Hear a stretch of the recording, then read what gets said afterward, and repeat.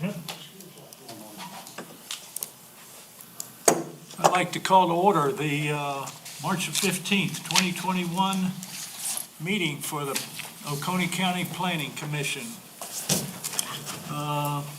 Invocation. Join with me if you'd like. Father God, thank you for bringing us together tonight. We ask your blessings upon us as we do the county's business today and we plan for the future. Let's also remember that Easter is coming up, and one of the most foundations of the Bible, the death, the burial, and the resurrection of Jesus is going to be before us. And let us not get caught up in the commercialization of Easter. We pray for the leaders of our country, for their wisdom in reaching out to all of the citizens in this country. In the name of Jesus we pray, amen. Amen. Pledge of allegiance. David, how about doing that for us? I pledge allegiance to the flag of the United States of America and to the republic for which it stands, one nation, under God, indivisible, with liberty and justice for all.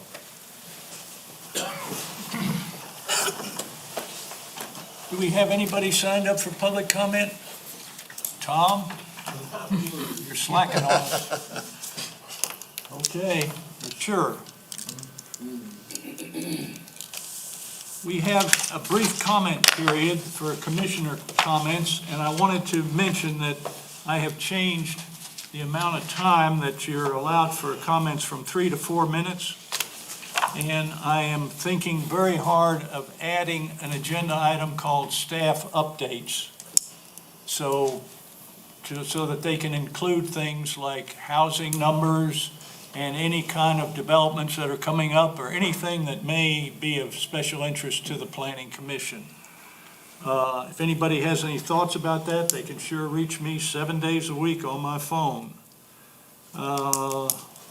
Anybody else got anything they want to add? Okay, approval of the minutes. Everybody had a chance to look at the minutes? Is there a motion to approve the minutes? Any amendments? Make a motion we approve. I'll second.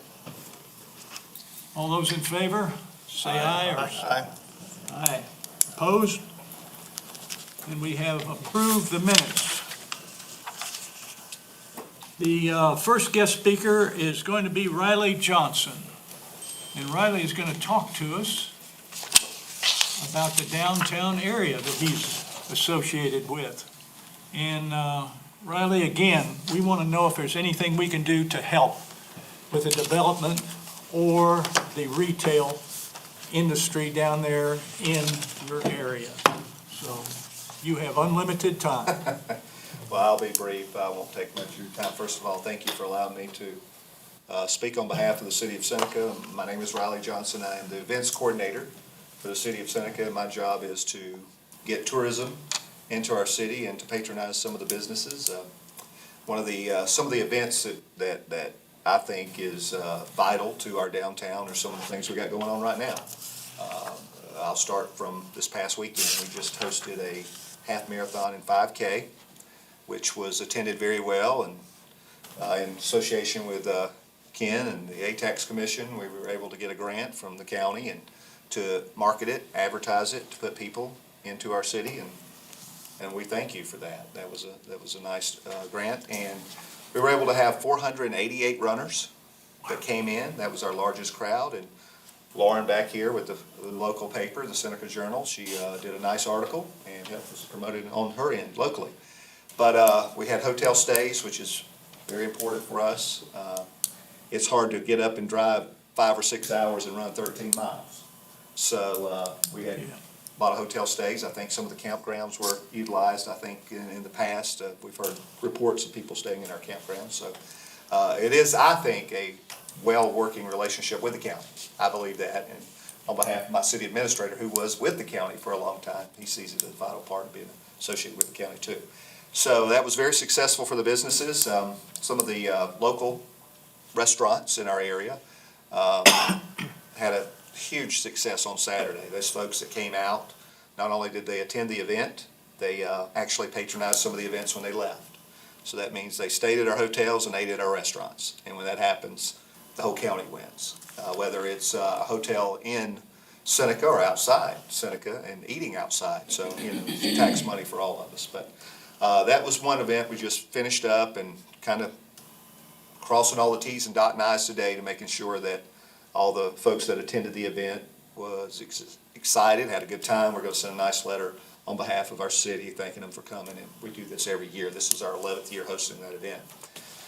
Some other events that we are working on in the city to help revitalization is Jazz on the Alley, and that's one of the little flyers there I put out. That's a event that's held every Thursday night. If you've never been, please come. If you'll reach out to me, I'll reserve you a table, so you can, tables are very valuable. The people get there early to lay their claim on their table, so, but if you ever want to come and experience a night of music, it's every Thursday, starting on the 25th. This year we've had several of the business owners counting down the hours till Jazz on April 1st. So we said, why don't we do something to help them out a little bit even more with a prequel? So that's why the event on March 25th is kind of like a show before Jazz starts. So, but it's every Thursday night through October. It's 7 till 9, 2 hours of music, food. The local restaurants serve food outside. If you've never been there, you can come get a table, get a nice drink, something good to eat. And then after your meal, there's several shops that are open. You can go in those shops, and we encourage the shops down on Main Street to stay open. Some do, some don't, but usually we get 3 or 4 businesses a week staying open. So it gives our tourism and the folks coming in from out of town or all over the county to patronize some of those businesses. So it's been working out really well. That event has been going on now since 2010. And 2019, it was the Municipal Association of South Carolina's Event of the Year.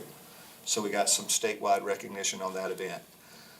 Another event that we do is Cruising on Main. If you guys like classic cars, we do the first Saturday of every month. It's called Cruising on Main. We have roughly 120 to 155 cars, classic cars, that come into our city, and they kind of hang out at a car show and look around, talk about cars. So if you're in cars, we're trying to do a little something for everybody. Music, cars, whatever you like. So that starts the first Saturday in April, and it's usually the first Saturday of every month. However, in May, we had some issues with our host not being able to be there, so we're going to move it to the 8th. But other than that, you can bank on it being the first Saturday of every month from 4 till 8 o'clock. So it's free. All this is free. The Jazz on the Alley is free. Outside music, just come relax, have a good time. Cruising on Main, another free event we put on, and we get a good attendance for that. 150 cars, 120 to 150 cars. Each of those have 2 people. Then you have another 100 to 200 that show up just to look and to dream. So if you ever want to see millions and millions of dollars in downtown Seneca, come to the car show, because those things are really nice. A lot of people put a lot of money in those cars, and they look really good. So we got that planned, and coming up in July 3rd, we're going to celebrate our nation's birthday with a July celebration. We're not calling it July 4th celebration this year, but we're doing it on July 3rd. Since Sunday, July 4th was on a Sunday, we wanted to move it back to Saturday so we could give people a chance if they want to be with their families. Church activities too going on Sunday. We didn't want to interfere with any of that. So we're moving all our event for the celebration of our nation's birthday on that Saturday, July 3rd. So that's just a few of the events that we got going on to increase tourism and decrease traffic for our businesses. And we are getting businesses that are looking. And I will certainly reach out to you in any way that I see an opportunity to partner with us. We'd love to have you anytime like that. But we are getting more activity looking at the downtown since there is a pulse. There's a heartbeat going on there. We have still have a bunch of vacant buildings, more than we'd like. But we're slowly getting them piece by piece, and that's the thing. Inch by inch is a cinch. You go a yard, it's a little hard. So We're just doing it one business at a time. So we're trying to create excitement in our downtown. 123, we're happy to have 123, but we get 26,000 cars a day that go down 123.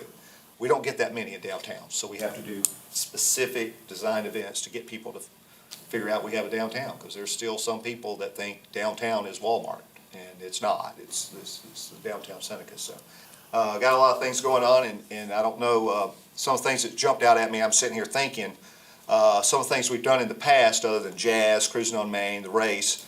I don't know if you guys ever had a chance to tour our lights. We had a lot of lights in downtown, Norton Thompson Park, thousands and thousands of lights, and people come from all over.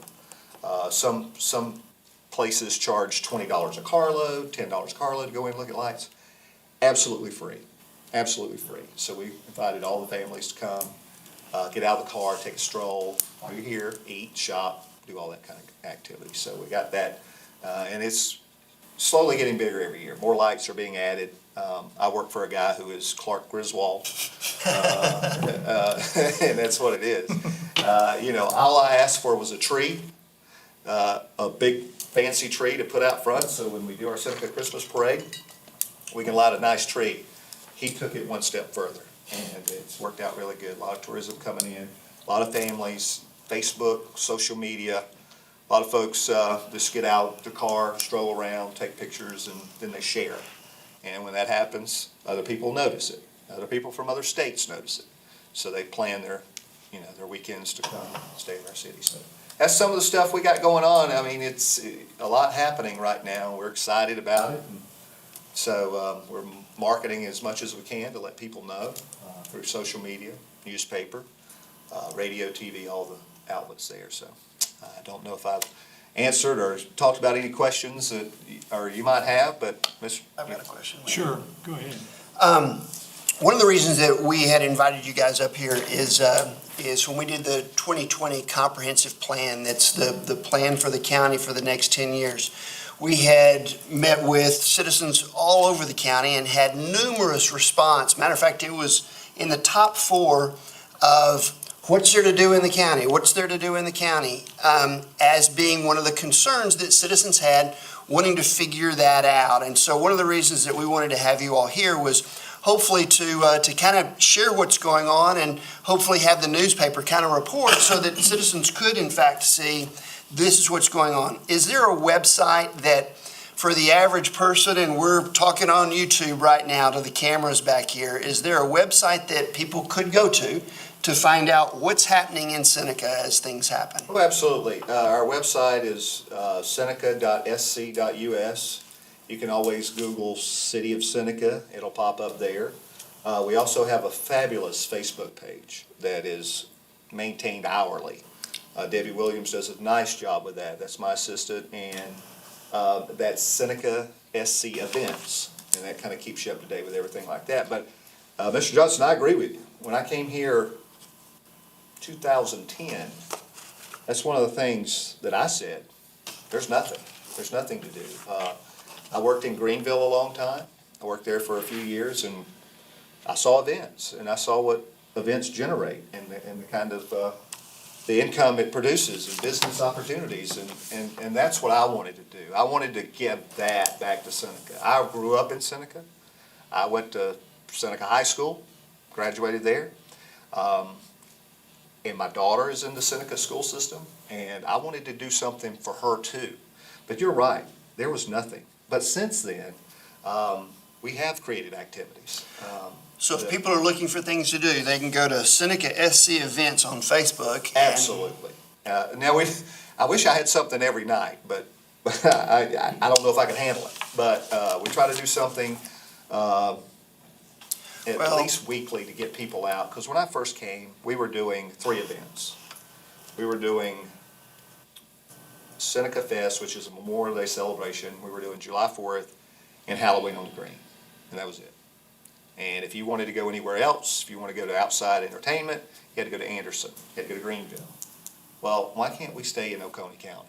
And that's the thing I'm trying to do on our side. I also work with other municipalities. I work with Ken Sloan right here. I talked with Mark Thompson up at the Walhalla Civic Auditorium. There's things happening, and there's room for everybody to have events. Whether you do it on a Friday, you got us on Thursday, you go somewhere on Friday. I know Westminster does some outside activities on Friday nights, and then Saturdays, unfortunately, the COVID has kind of closed things up a little bit, but hopefully we're getting back. I mean, we're not rushing into it, and I know we're using all the protocols. But I believe the future looks very well and very bright for our county. Well, we know that being here as involved in the county, that there are events from Walhalla to Westminster to Seneca to Ken promoting tourism all over the county. It was quite surprising to us that so many citizen responses were inquiring as to what is there to do. And so it looked like there was a shortcoming in either getting it out there in the advertising side of it or in some reason. So as a planning commission, we at least wanted to give a platform so that you all could say, hey, it's happening, here's where you go. All right. So, thank you. Oh, I agree with you. And one more thing, you're right. We've got to get the message out.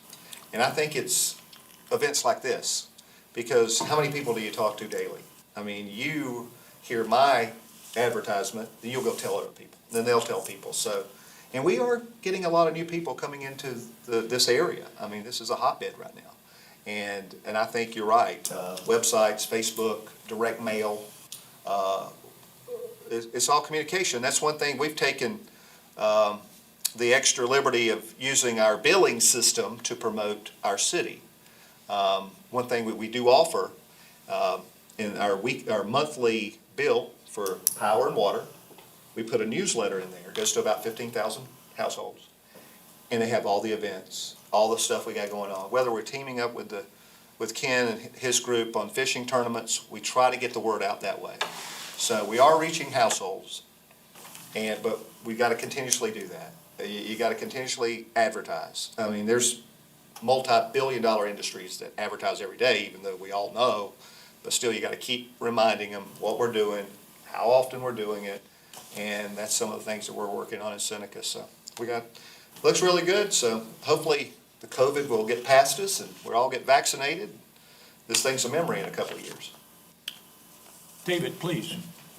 Okay, first of all, kudos for the Christmas lights. Thank you. Everybody loved them. That's Thank you. great, and we appreciate that. Now on to hopefully this question won't be too embarrassing for me to ask, but how does the restaurant food in Seneca, the diversity and quality compared to an equivalent town like Easley? Your honest opinion. Well, just outside looking in, we still have a ways to go. There's more. And What are we doing to close that gap? well, we're reaching out. We don't have a business development yet to go out and solicit businesses, even though that might be something in the future, who knows? But when we get that opportunity to get in the door, then we try to get in there. Moe's was one. Yeah. That was another business that could have went anywhere else. We grabbed them. And in any way we can help with the county too. And I know there's new restaurants opening down at Hartwell Village. I think that's something good for the county. But it's a slow process, but believe me, I would love to have more restaurants. You get more restaurants, then all of a sudden more shopping, more stores, and then it opens up a better avenue. Okay, and one more question, different question altogether. Blue Ridge Electric comes out with a magazine. Does Seneca advertise in there as far as the events? I know they come out they have upstate, Midland, and low country events and time and date. That's a good question. We have in the past, but I don't think it's a consistent thing. I don't know who their advertising representative is. I really wish I could name a name, but the Mountain Lake Visitors Guide, I know if I want to get in there, I'm going to call Ken Sloan. Or if there's an avenue that I see that he's in promoting the county, I may reach out to him. Who's your contact? So that would be an avenue. I'd love to sit down and talk with them if anyone would like to talk. Thank you, sir. Go ahead, Gary. Hey, Gary Gollin. Here. Thanks, number one, Mr. Johnson, for being here with us. I'm interested in greenways, and you said, take an inch at a time. I like that idea, and I also think that there's an opportunity, maybe there's already in the works, but for people to be able to go and park in downtown Seneca and walk a route that's identified as a good place to go, It could be on a map, that you go this way or go that way, I know I'd be, wanting to do it myself, and I think that there's an opportunity there. Maybe I've already been talking about it. The other thing is biking and walking, hiking, all those things are things I'm interested in, for the community, not just myself. And there's a lot of bike trails that, like the Palmetto Trail, those kind of things, that are already in our area. And so we just need to connect to them. So have y'all been giving any consideration for getting those people into our community to park in Seneca and get out onto some of those trails from there? Oh, yeah, and that's something that Ken and I have talked about, because you're right. There are a lot of bikes and the trails up in the parks, up in the mountains. People are coming. You see people rolling through 123 with bike racks. It's a beautiful sight. Now, unfortunately, we don't have a lot of bike trails, but we know if you enjoy biking, kayaking, whitewater rafting, it's all here. And that's one thing we tell when we do these events, like we have the overnight stays. If somebody's coming in to run a marathon, hey, we tell people, come in early. And usually those type of outside activities, they may like to bike. Come in early, go experience everything. There's so much to see and do, and we try to associate with the Mountain Visitors Guide so many times when people come in and say, there's a lot to do here. And people come back. They may come visit and say, wow, I didn't have a lot of time, but I did discover this bike trail up at the park. Let's go up there, come back in the summer and stay and do that. So that's the kind of residual effect that we want. And as far as the scavenger hunts, we do have some of those. We're working with the Blue Ridge Art Center. It's called Scattinger. And with the cats, if you ever ride around Seneca, you'll see these cats. And there's a pamphlet where you can walk and search. My daughter and I got out one Saturday morning. Said, let's do this so I can talk about it when somebody asks me. There's 12 cats, 11 cats, whatever they are, and they're positioned throughout the city, and you got to go find them. And it's a walk-in. It's not far, a couple of miles, but it's neat. But you get to see the city, you get to see the restaurants, you get to see the hotel or the shops, things you didn't do. So, and we're constantly working with Blue Ridge Art Center, and we want to upgrade that a little bit more, make it more something that people come in and do. But we tell people, hey, come here and stay and play and enjoy the whole county. I mean, there's so much to do. You cross the river, there's a lot to do. Seneca, Westminster, Walhalla, and we have had folks that visit us, and they come back and buy a home here. They've actually, if I'm not mistaken, Greg Tutu mentioned this at our ATAX commission when I asked for our grant. There was a guy last year from Indiana that came and ran the half marathon. Well, after the race, he got out riding around, saw a lake property, called the local realtor. 30 days later, he closed on a $1.1 million piece of property. So he's going to tell people that, Oconee's here. So we're slowly getting there. So we've got a lot of things in the plans and working. So, I like those ideas, yeah. Just while you're talking, I thought about the transportation that's available and through Cat Bus and others that we, in Seneca support. I've noticed on the front of some of those buses, they have places to put bikes. They do. So you could virtually go from Seneca to Clemson and get on a bike trail there if you wanted to. But it'd be nice, of course, to have them stay in Oconee. Yeah. Now, I can't make that happen, but I see that's something you guys could reach out to the Cat Bus system and see if there's a chance for the Cat Bus to come up this way. I don't, something in the future.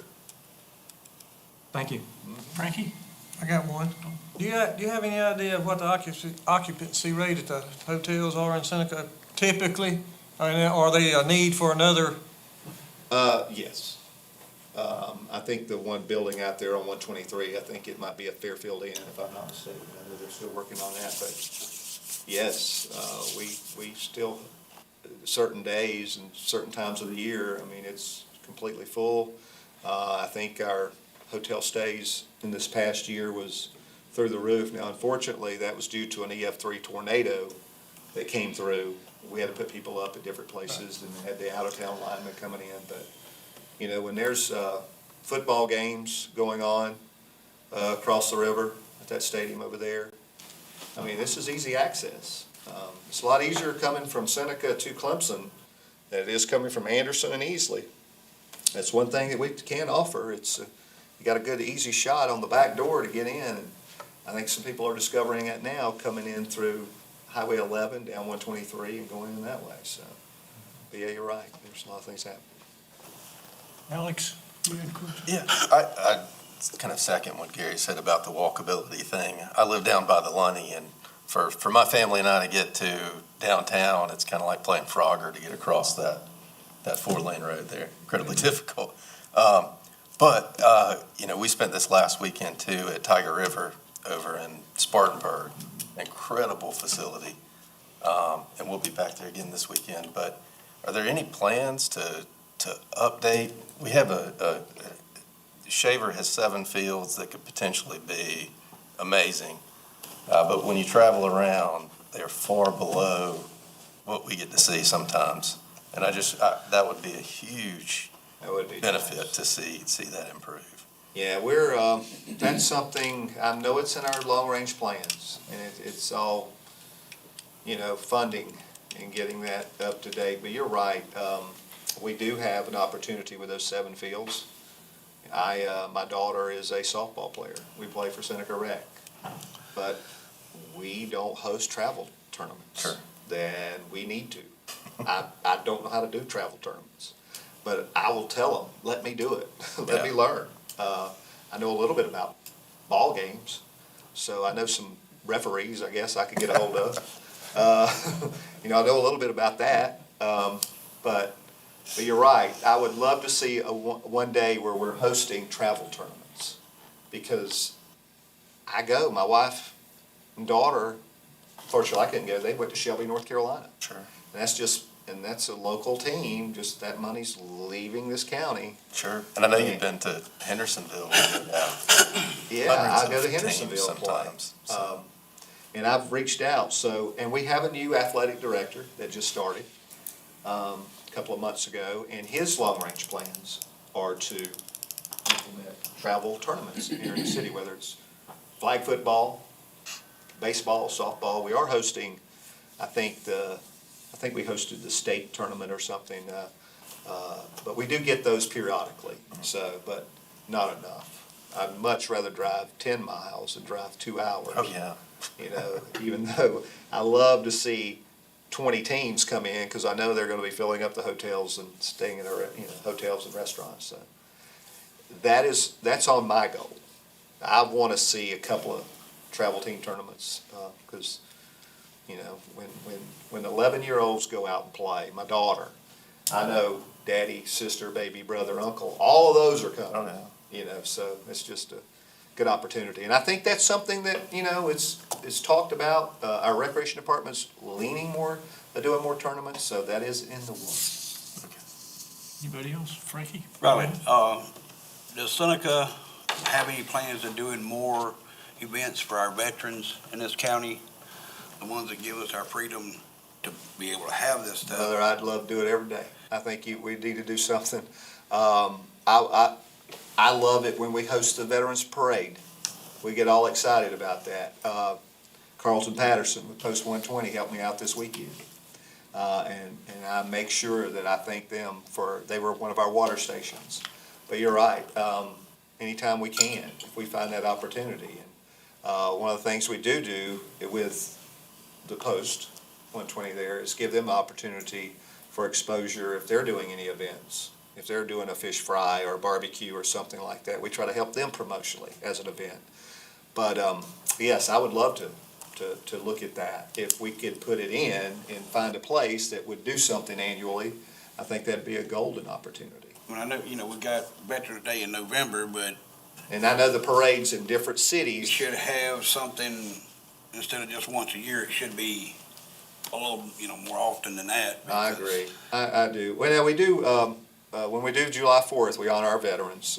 When we do Memorial Day, we do that. But I see what you're saying. I think there's an opportunity there. To do something specifically for the Exactly. veterans rather than have it connected to another holiday. I agree. Just, house. I think that's a work in progress, that I'd love to sit down with whoever and, bring it out. Let me help. That's, my job is, as the event coordinator, I can't do everything. But if you've got something, that you've got an idea, my door's open. And that's one thing I tell all of them, please come, sit down, let's see what we can do. Whether we do a honorary service, or if we do a plaque on our depot downtown, that's something we used to do when we would put up new plaques. Let us a 20-gun salute, whatever. I mean, we have a band or something. I can help you get there if they've got an idea. So, like I said, we started with 3 events. When I first came, we're up to about 50-something now. So, we're getting there. I'd love to do something for everybody. Gary, you got one more? Just one more quick No, question, I'm that's, sorry. Okay, thinking about public input, do you have a group of advisory people, committee, or anything like that you're getting, information in as to what the community would like to see? Oh, absolutely. We use our city council a lot for that, because their constituents will call them, and then they make a beeline to my office. And they'll say, hey, I've got this idea, let's sit down with him. I proceed from there. We do have an events committee with 3 members of council that meet 2 or 3 times a year to discuss upcoming events, if there's anything we want to tweak, or if we want to do something different, if we want to move something. So we do have an advisory committee. They're the voters, because they're going to tell them, hey, we don't like this, what you're doing, but we like this. Can you do something more for these? Can you do something for the kids? We got to do more for the kids. We got to find something. We got the jazz, we got the bikes, the trails, but we've got to, and that's one goal I've got, is to make something fun for the kids, because my daughter plays softball, and other than that, that's about it. I mean, we do certain events, Halloween on the green, stuff like that, but we'd love to. Whether it's in the winter, to put a little ice skating rink down where the lights are on the little greenway there. And so we've talked about ideas for that. So a lot of that's in the works. Could I give you an idea? Blue Ridge Community Center has some playground area that's not being fully utilized. You could possibly work with them to put a pump track in for the younger kids. There's plenty of parking over there for people if they want to bring their bikes in. And that would be something I think that would really go over well. If not that, I know there've been talk about having a dog park, those kind of things in Clemson, and, in Seneca. So we've talked about it, yeah. Over at maybe Kellett or somewhere, where Kellett or Manor used to be. But anyway, those are maybe some areas. A lot of times I do it myself. I don't always think about the full range of the community. And a lot of the things, I'm just curious whether or not you would consider getting more input from the lower income people that might live in Seneca who, can't take advantage of things other than what they might walk to. I thoroughly agree. I think there's an opportunity there, and like I said, my door's open. If they've got something, or if they've been somewhere and seen something, I can't promise them, but I can certainly take it to our council, and they've been pretty good about giving me a chance. You don't know until you know. You try things, so, door's open. Absolutely. Anybody else got anything?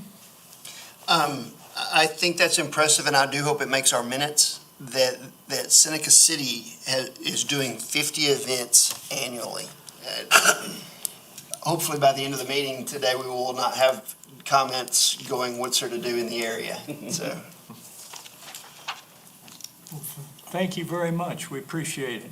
Spend the time with us and give us an update on what you're doing. Again, let us know if there's anything we can do to help you, okay? Absolutely. Share it with Vivian and get Yes. it out there. We appreciate the publicity, because, when Seneca wins, the county wins. It's all together. Okay. Thank you. Thank you, guys. Appreciate your time.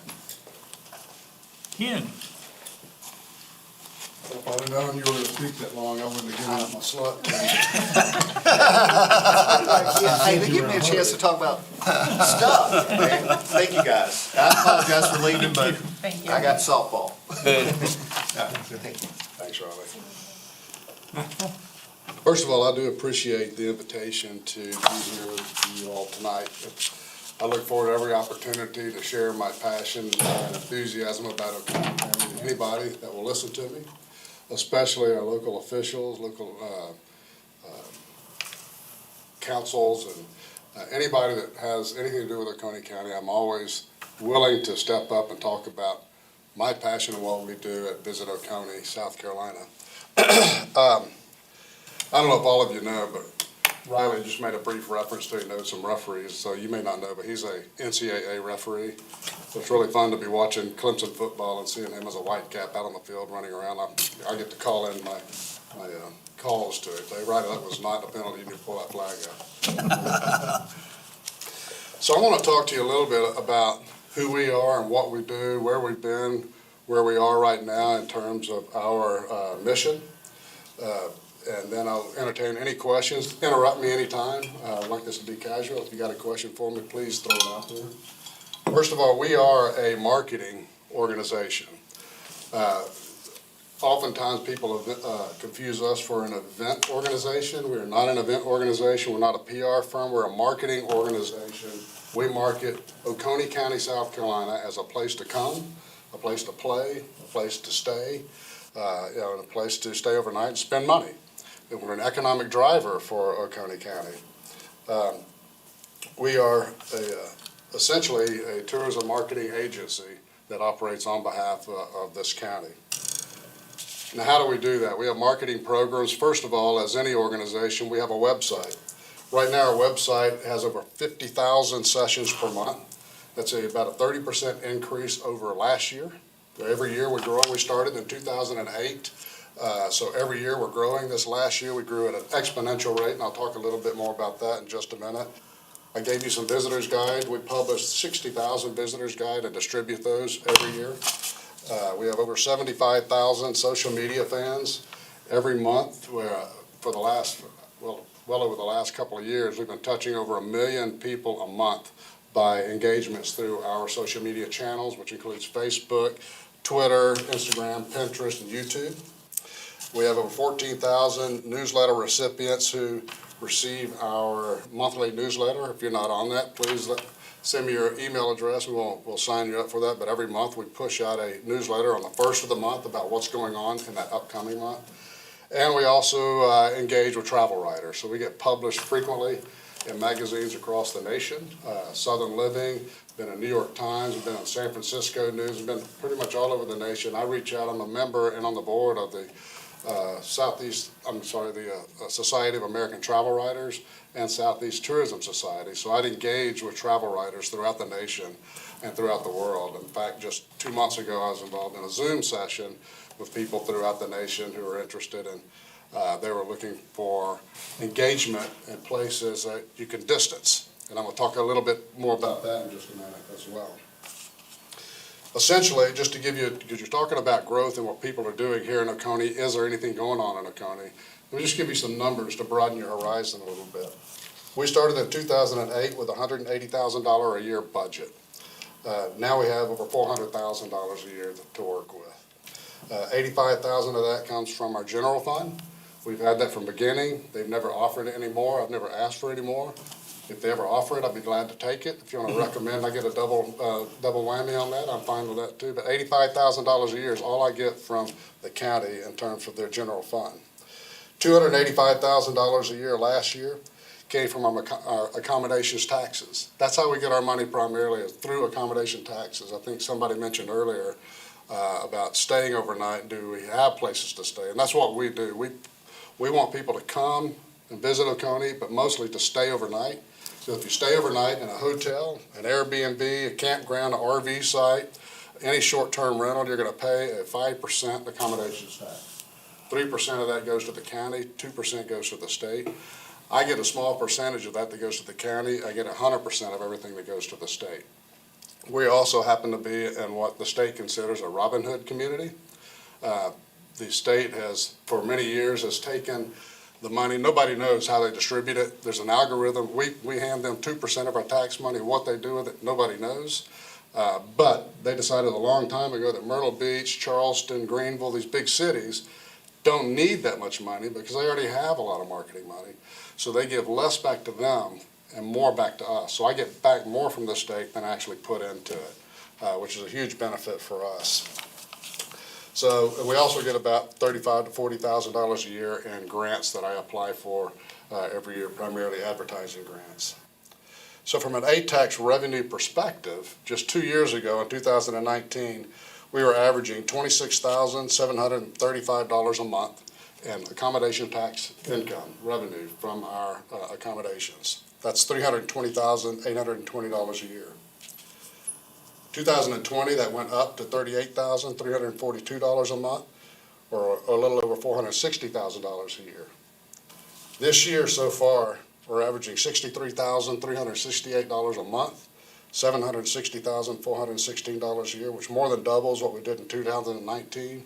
And by the end of this year, we'll double what we did last year in terms of accommodations revenue.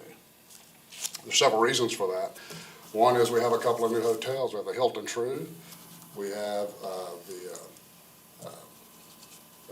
going brain dead over Lakeside Lodge in Clemson, 189 new rooms there, 95 new rooms at the Hilton True, and we have over 300 short-term rental Airbnbs.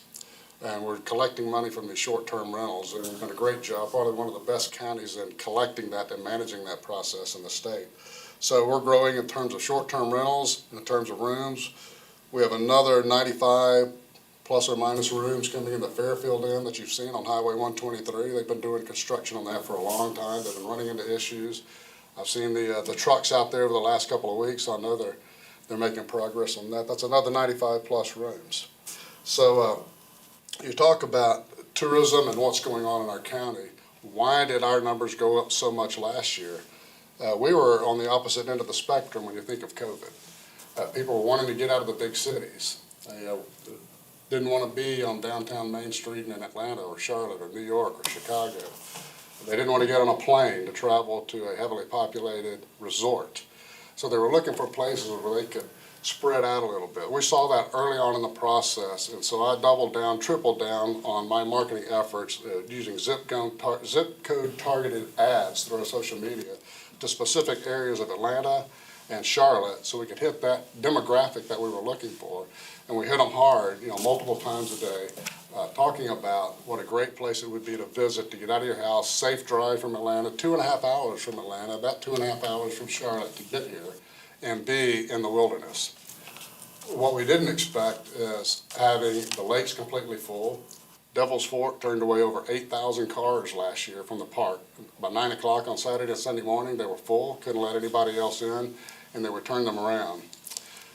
Early on, they were trying to send cars just around the corner to Fall Creek Landing, and the sheriff's department called them and said, you can't send them over here anymore because this place is packed by 9 o'clock too. So they started sending them to landings, and DNR was calling and saying, hey, the landings are full. So essentially, we didn't have any place for people to put a boat in on our lakes. And we have a lot of lakes. We have a lot of acreage in these lakes, a lot of landings. All the landings are full every Saturday and Sunday morning by 9 or 10 o'clock. So essentially, we were having to send people home because it's not a pleasant day for a park ranger to be standing on the other side of a barricade telling somebody who just pulled Junior 2.5 hours from Atlanta and pulling a boat that they have to go home. So we've got to work on that, and we're working diligently with them on how to mitigate that and make it an easier, safer process, and to give people alternatives once they get here as to what they can do with that boat or other alternatives to where they can put the boat in the water, which in our case has to be Lake Hartwell. Because once the landings are full at Kiwi, once Devil's Fork is full, there's no place to put your boat. But there are a lot of places in Hartwell. It may not mean Oconee County, but we got to send them somewhere to accommodate them.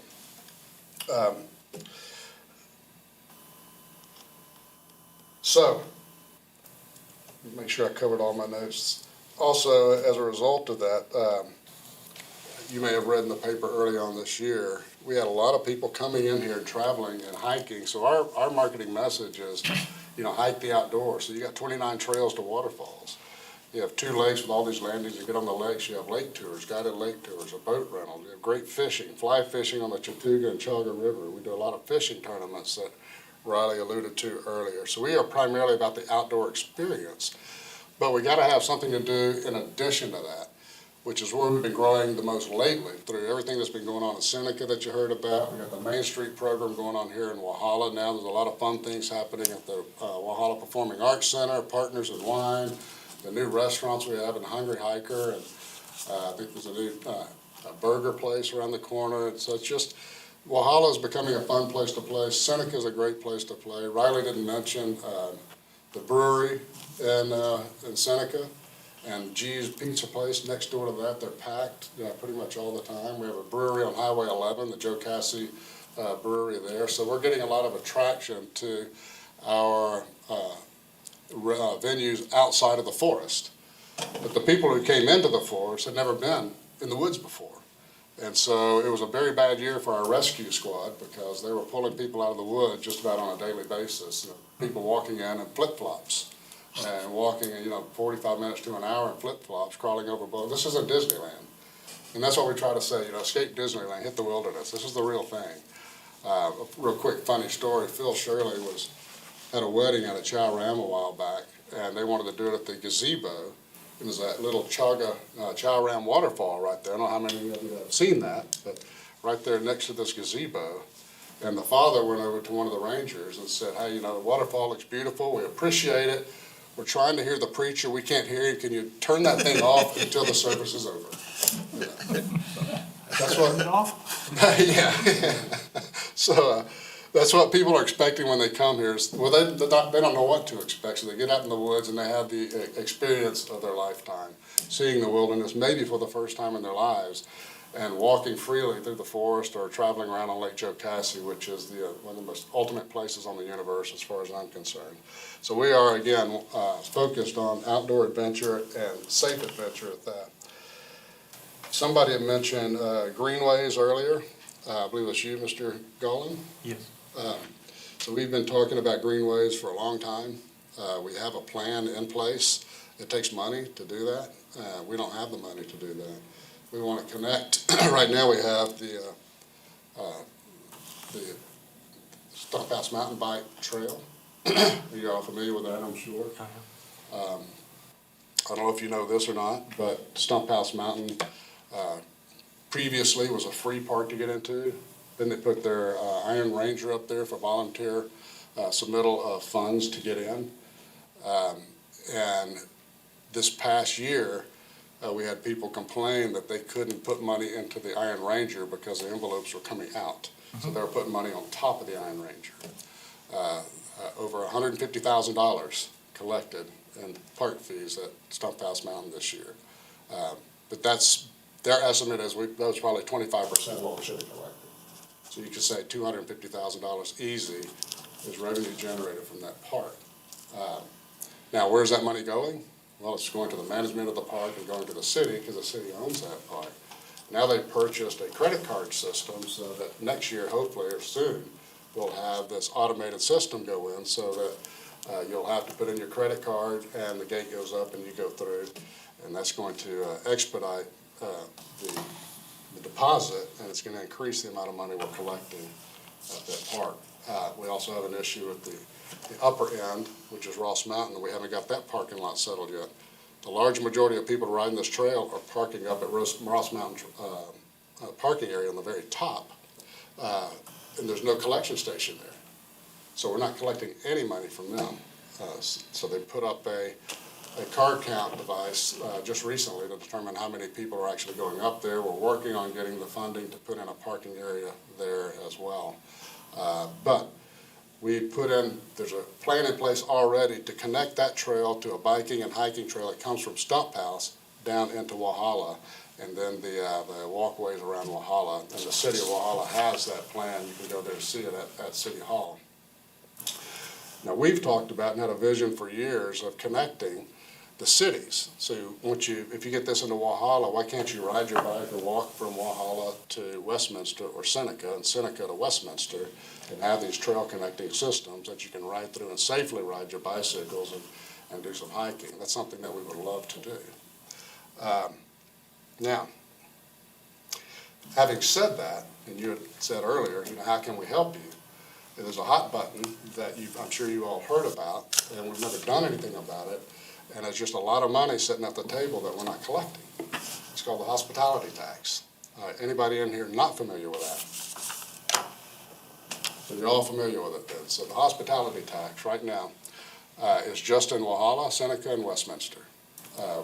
Department of Revenue in 2018 said that we're missing a little over $1 million a year in hospitality tax revenues. Because if you think about Highway 123, if you go to the new Moe's, that's in the city limits. Seneca's collecting that tax. You go across Miracle Circle, McDonald's, Burger King, Kentucky Fried Chicken, all those places, that's outside of the city limits. Nobody's collecting that. There's not a 2% fee there. There's not a 2% fee in Hartwell Village. There's not a 2% fee in anything, anywhere outside of our municipalities. 3 years ago, Department of Revenue said that there's over $1 million we're losing because we're not collecting that tax. What does it take to do that? A county council that will raise 3 hands and say they want to do it. We've had 2 hands twice. We can't get that 3rd hand raised. So if you want to help collect some money, then that would be an area that we would appreciate your help in. And I'll probably get into a lot of trouble for, I forgot we had a.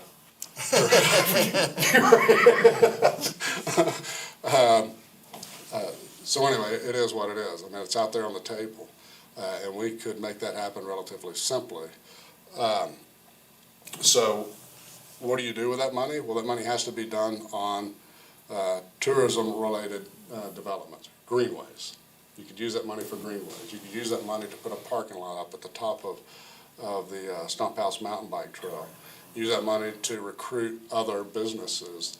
You do that money you could have paid for the YMCA with that money, but we use different tax funding to build the YMCA. So there's a lot of money, a lot of opportunities that we could, there's a lot of opportunities that we could use that money for. And such things as a greenway that we can't move forward with because we don't have the money to do it, and the money's just sitting there. So I would encourage you to reach out to your councilman and bring this back up on the table. Don't tell them I said it. It's just a matter of purpose that if they raise 3 hands, where the money happens in a hurry. I mean, it's that simple. So I said that really fast. Not just the hospitality thing. I've talked about everything that we're doing in terms of the Visitor Oconee marketing message and our mission, but I'd be happy to answer any other questions that you have for me. Anybody have any questions? I'd like to ask one about that greenway. You said you have the plans, they're just sitting there. Are those engineering plans or just conceptual plans? How far along have you gotten with those plans? When they were developing the Stump House Mountain Bike Trail, Palmetto Trail System developed it all the way up. Palmetto Trail goes from Allendale, Charleston, with the ultimate goal of ending in Walhalla. The terminus is supposed to be right across from my office there at the park, at Norton Park. So how do you get from the latest, they haven't completed certain sections of it, but the Palmetto Trail comes up to Oconee State Park right now. How do you get from there to Walhalla? Okay, so they have that plan that's in place. Okay, so you're saying Palmetto Trail is the one you were referring to when you said we have the plans? Well, the Palmetto Trail gets you to Walhalla. Now, the city has gone for a step further, and they've had trails developed that connect to that and take you around the city in terms of walking trails and biking trails. In Walhalla? Mm-hmm. Thank you. The other trails that we've spoken about to get from Walhalla to Westminster to Seneca, those trails have not been developed. Those have all just been discussed. And there's really no need for us to go any further until we have a good feel for where that funding would come from. Thank you. Anybody else got any? Yeah, Mike? I just want to make a statement that tourism is one of the largest economic income engines that an area can have. People oftentimes look to economic development and where's the new plant coming in, but people forget that there's a tremendous inbound revenue of new dollars with tourism compared to simply a recirculating of dollars from the area. You work at the plant, you spend the money at the restaurant, it circulates to the dry cleaners, and it circulates around to the guy that gets the new tires. Whereas tourism is bringing outside money in that didn't cost anything to get or cost relatively little to get. That's a great point, Mike, because going back to hospitality tax, over 50% of that comes from non-residents. Did y'all hear that? Yeah, All right. Yeah. That's free money. And people really, sometimes are short-sighted to that tourism is one of the biggest ways that an area can bring new money in. And to that point also, the number one industry in the universe is tourism. Number one industry in the United States is tourism. The number one industry in South Carolina is tourism. The number 3 industry in Oconee County is tourism. That's where I think that's where the real opportunity exists for us. Anybody else got anything? Thank you very much. Did I do that good of a job that I didn't create any questions? You got my book, visit OconeeSC.com. That's where you can go for more information. If you got any questions, please feel free to reach out to me. My office is right around the corner at the Earl House in Walhalla. So again, I appreciate you having me out. And if there's anything else I can do to help, just let me know. Thank you again. We appreciate it. I'm tell Mike something. You mentioned locals saying they don't know anything about activities.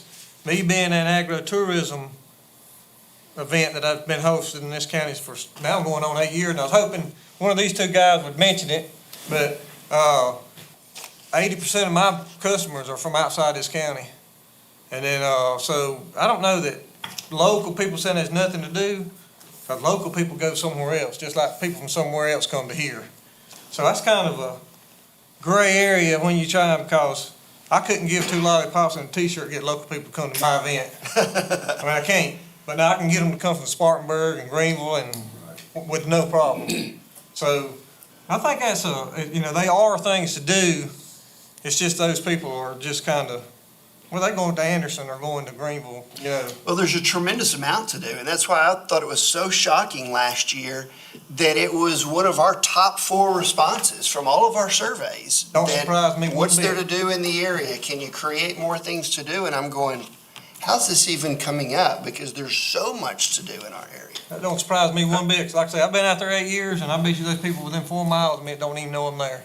Well, And, that's what surprised me also, because I went to these county events and the meetings, and what is there to do? And I'm thinking, where have you been living? I mean, it's right here in front of you.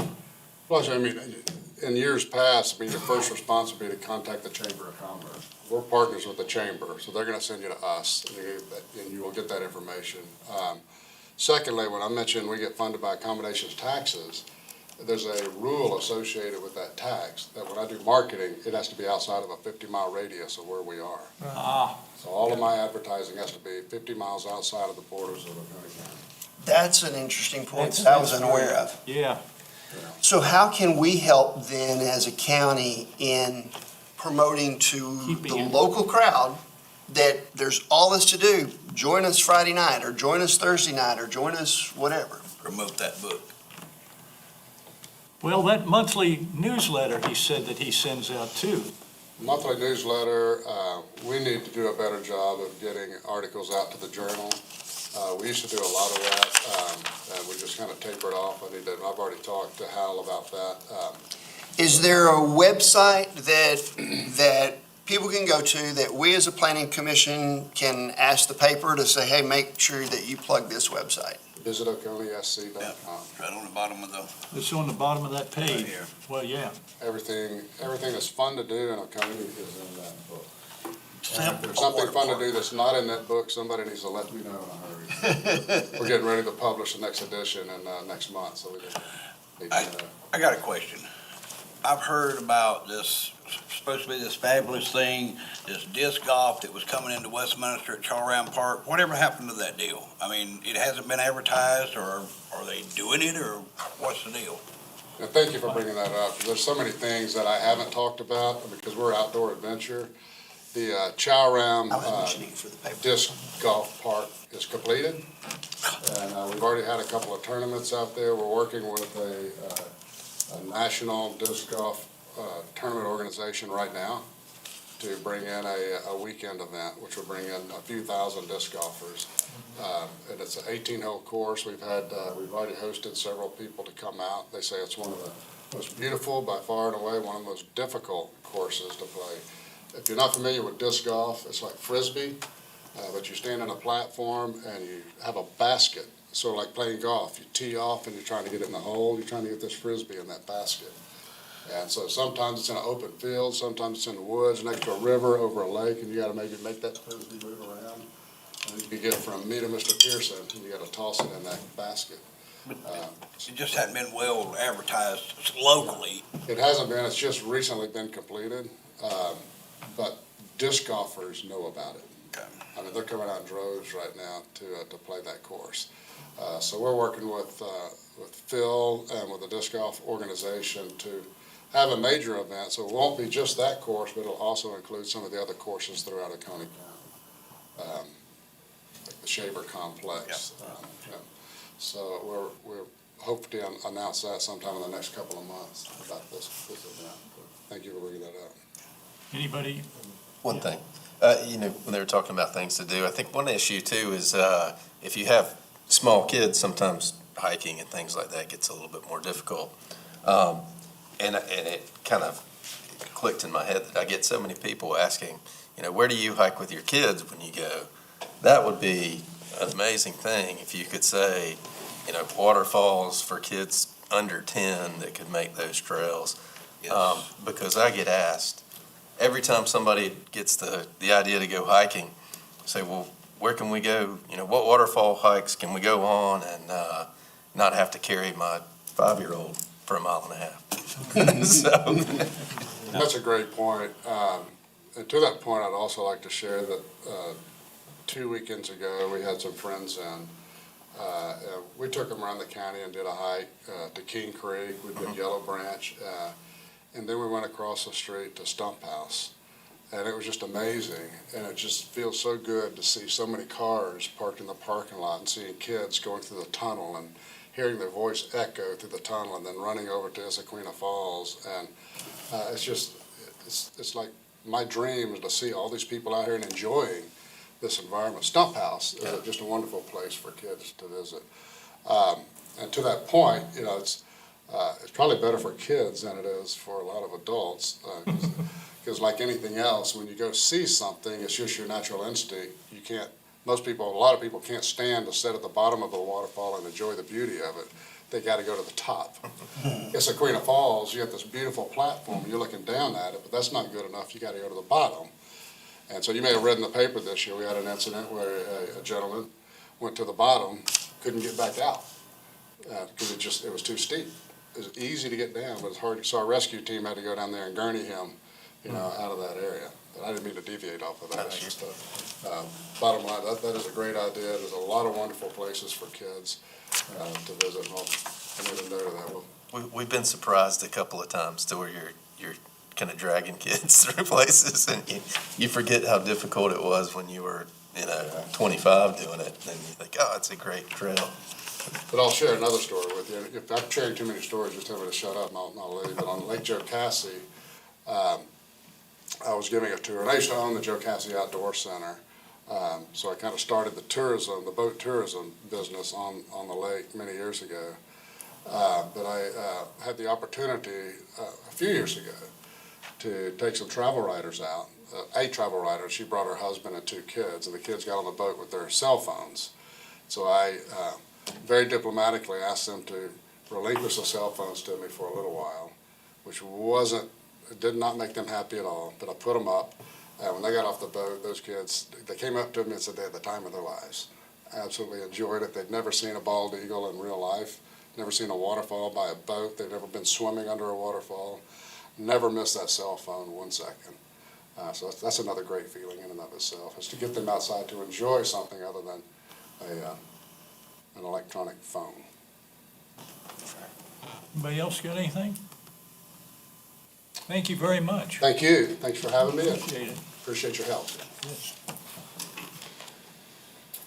It is a few minutes past 6. Is everybody all right to continue? Everybody hanging in there? Okay, the next item on the agenda is the Housing Challenges in Oconee County Report. This is one of the best succinct reports I have been able to read through, and the best part of it is, at the end of it, it tells you a possible solution to the problem. I've read it about 3 or 4 times, and if nobody has any objections to what we're seeing here, I'm almost in the mood to say, make a motion to accept this as it's presented. Has anybody got any problems with their reading with it and through it, to think that there's something that we missed that should be added? I'll Deleted? Are you making it in form of a motion? I'll second it. Well, I will. Okay, if you're open for discussion, I would say we need something with letterhead, or am I not looking at the right thing? I think I've got the It's on wrong, the back page. I've got the wrong piece of paper in front of me, I'm sorry. Gotcha. Okay, thank you. Well, I'll make a motion that we accept this as it's presented. Second. Okay. Let's have a discussion. Has anybody got any additions or deletions that you think should go into it? And take special note of the last page there.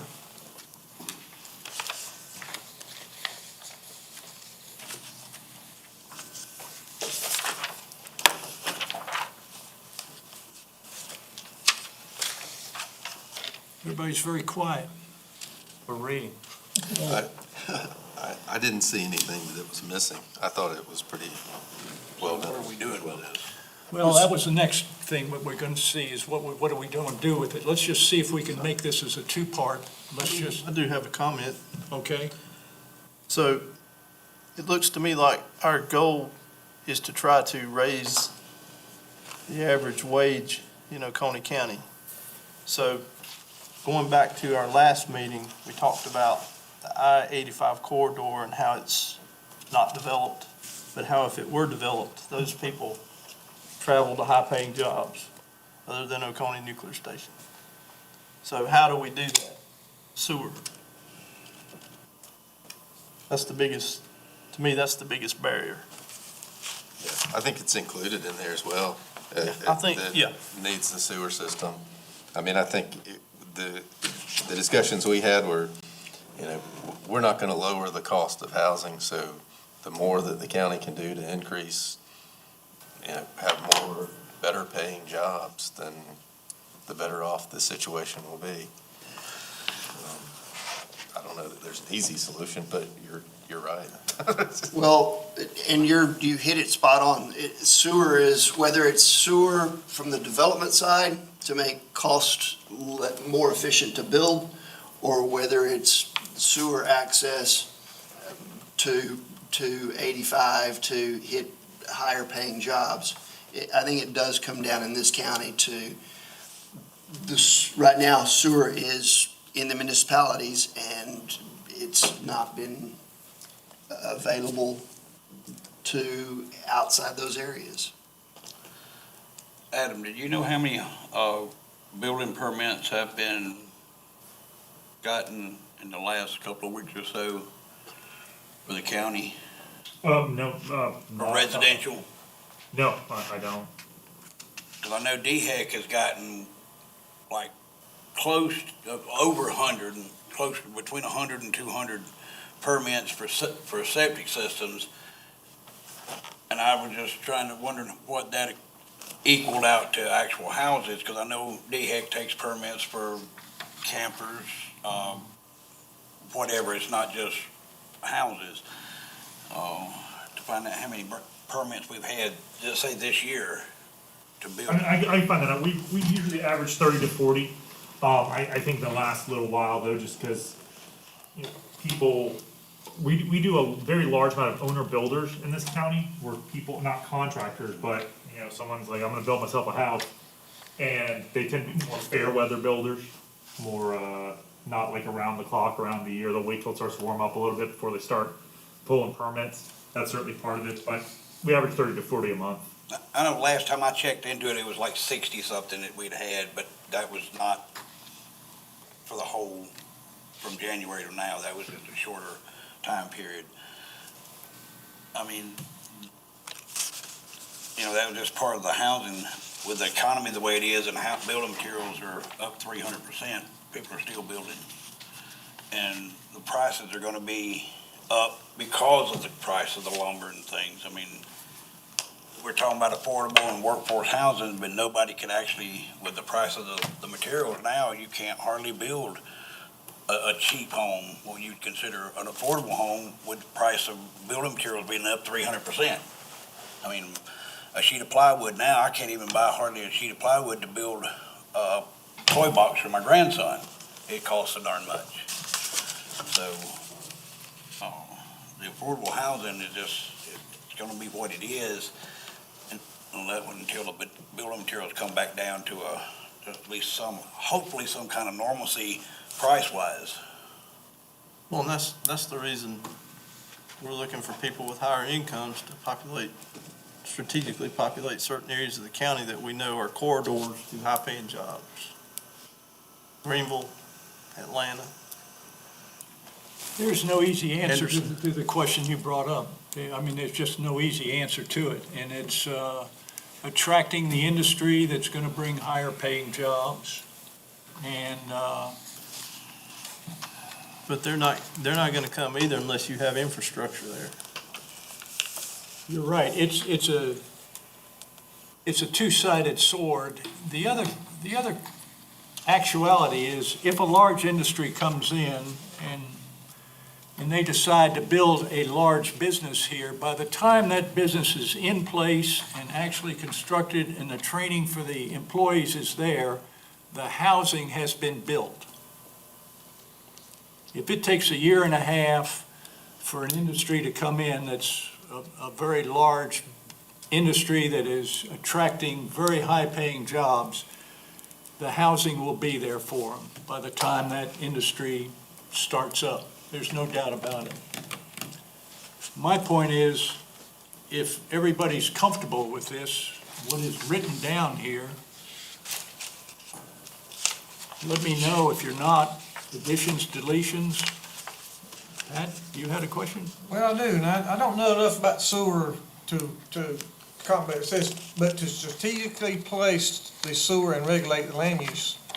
I know of a recent land sale that fell through that has access to county sewer from an industry, which actually music to my ears because it would have been right next to my house. They're gonna build a large warehouse, gonna employ 125 to 200 people, and the deal fell through because they could not get access to the sewer, which was right at it. So we're wanting to go to the southern part of the county with this wild idea we're gonna provide sewer to an industrial park or development in the county. So where is it, are they not expanding, did they deny this people because of capacity? Are they saving capacity for future, what do I not see? Great question, and we were kind of talking about that when the folks came in last time, and actually several times back when Sewer Authority actually came and talked to us. Sewer is running out there for the industrial parks, but there's several areas because of pump stations and things like that that are non-tappable lines. They're just direct feed lines, like the direct feed line running from the Duke plant into Seneca. It's a direct feed line, can't tap onto it. That's the part that I think creates a little bit of a struggle is if we can't tap this line, then we can't get development access or as you said, build a warehouse. And I'm not with the Sewer Authority, so I don't know where or why or how much it is because of pump stations and things like that are involved. But that, from my understanding, is what the speakers have told us in past meetings. Right. I mean, it just seemed like, to me, an easy tap to where they're wanting to go, but yet we're gonna go 20 miles to Fairplay, we're gonna pump it back uphill. And like I said, you've mentioned before, the sewer authority keeps everything pretty close, and I'm sure they're the reason for that. But here again, the gentleman stood here last meeting and said, well, we can't build tract housing because we can't get sewer. Well, I don't know that 100 houses would create more sewer than one giant 100,000 square foot facility. I think one of the concerns, to my understanding, just doing a little reading, is the Conner Ross plant, the processing plant, has the capacity to receive all the sewage. But the problem is the sewer infrastructure, the lines coming in during high rain events, high rainfall events, there's such in leakage into the infrastructure because we haven't kept it up like we Right. should, that they can't process all that water. Or they're processing rainwater along with the sewage associated, and there's some out leakage too. So I think the concern lies with the infrastructure. I don't know if that has something to do with the reluctance maybe to process Well, from the lower part of the county, but that's something that maybe we need to get a joint regional sewer authority official to address to us. I mean, as associated with this, I think this is a great write-up, but we do have a lot of questions about the sewer.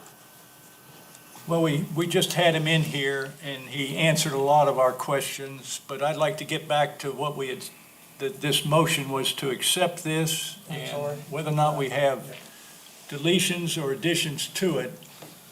And what are we doing with it? Well, I wanted to just get this part first. Let's accept it, and then let's take another swing at it and say, what are we gonna do with it? So I'd like to just take it one piece at a time, if you don't mind. I like the document. All right, okay, let's go ahead and have a vote. All those in favor of accepting this letter then as the white paper for attainable housing, let's go ahead and raise a hand. Sure. Okay.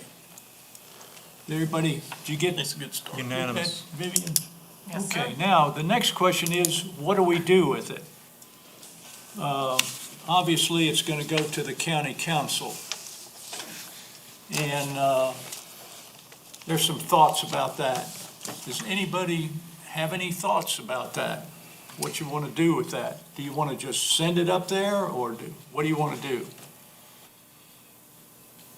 I would move that we take it to the county council, asking them to make it part of their public record. It's now part of our public record, and I think if anyone was searching for this information, it'd be helpful for them to be able to see it at the county council level. So I'm moving that we take it to the county council, and either our chair or an appointee be there and ask that they accept it as part of their public record. To add to that, if I may, that, We have to have a second before we start discussing it. second, Now let's discuss away. I'd like to add to that, the reason that we're bringing it to council is because part of the comprehensive plan that the citizens of this county mentioned concern about was workforce and affordable housing. That's what I was after the whole time. Yeah, I know. I just wanted to take it one I just swing want to at a make sure time. that county council realizes that this exercise is here because of the comprehensive plan. That Now- they should be reading. Can you go over that emotion again now? We're gonna take it to the county council. With the, friendly amendment, if, not formally, but I would say I move that we take it to the county council. And I'm saying with a member of this body, whether it be the chair or an appointee, to ask them to take it into their public record as an answer to part of the strategic plan. And if I haven't used the right terminology, clear it up. But is it the strategic plan that you're referring to, Mike? Okay. Actually, if I may just clarify, comprehensive Yeah, plan, comprehensive. because they have a strategic plan as Okay. well. Okay. So comprehensive, Comprehensive plan. You Thank getting all this, Vivian? he's gonna write Okay. YouTube. So with that amendment, Now, is there a second? Okay, we have to have a second to that. Okay, I'll second that. All right.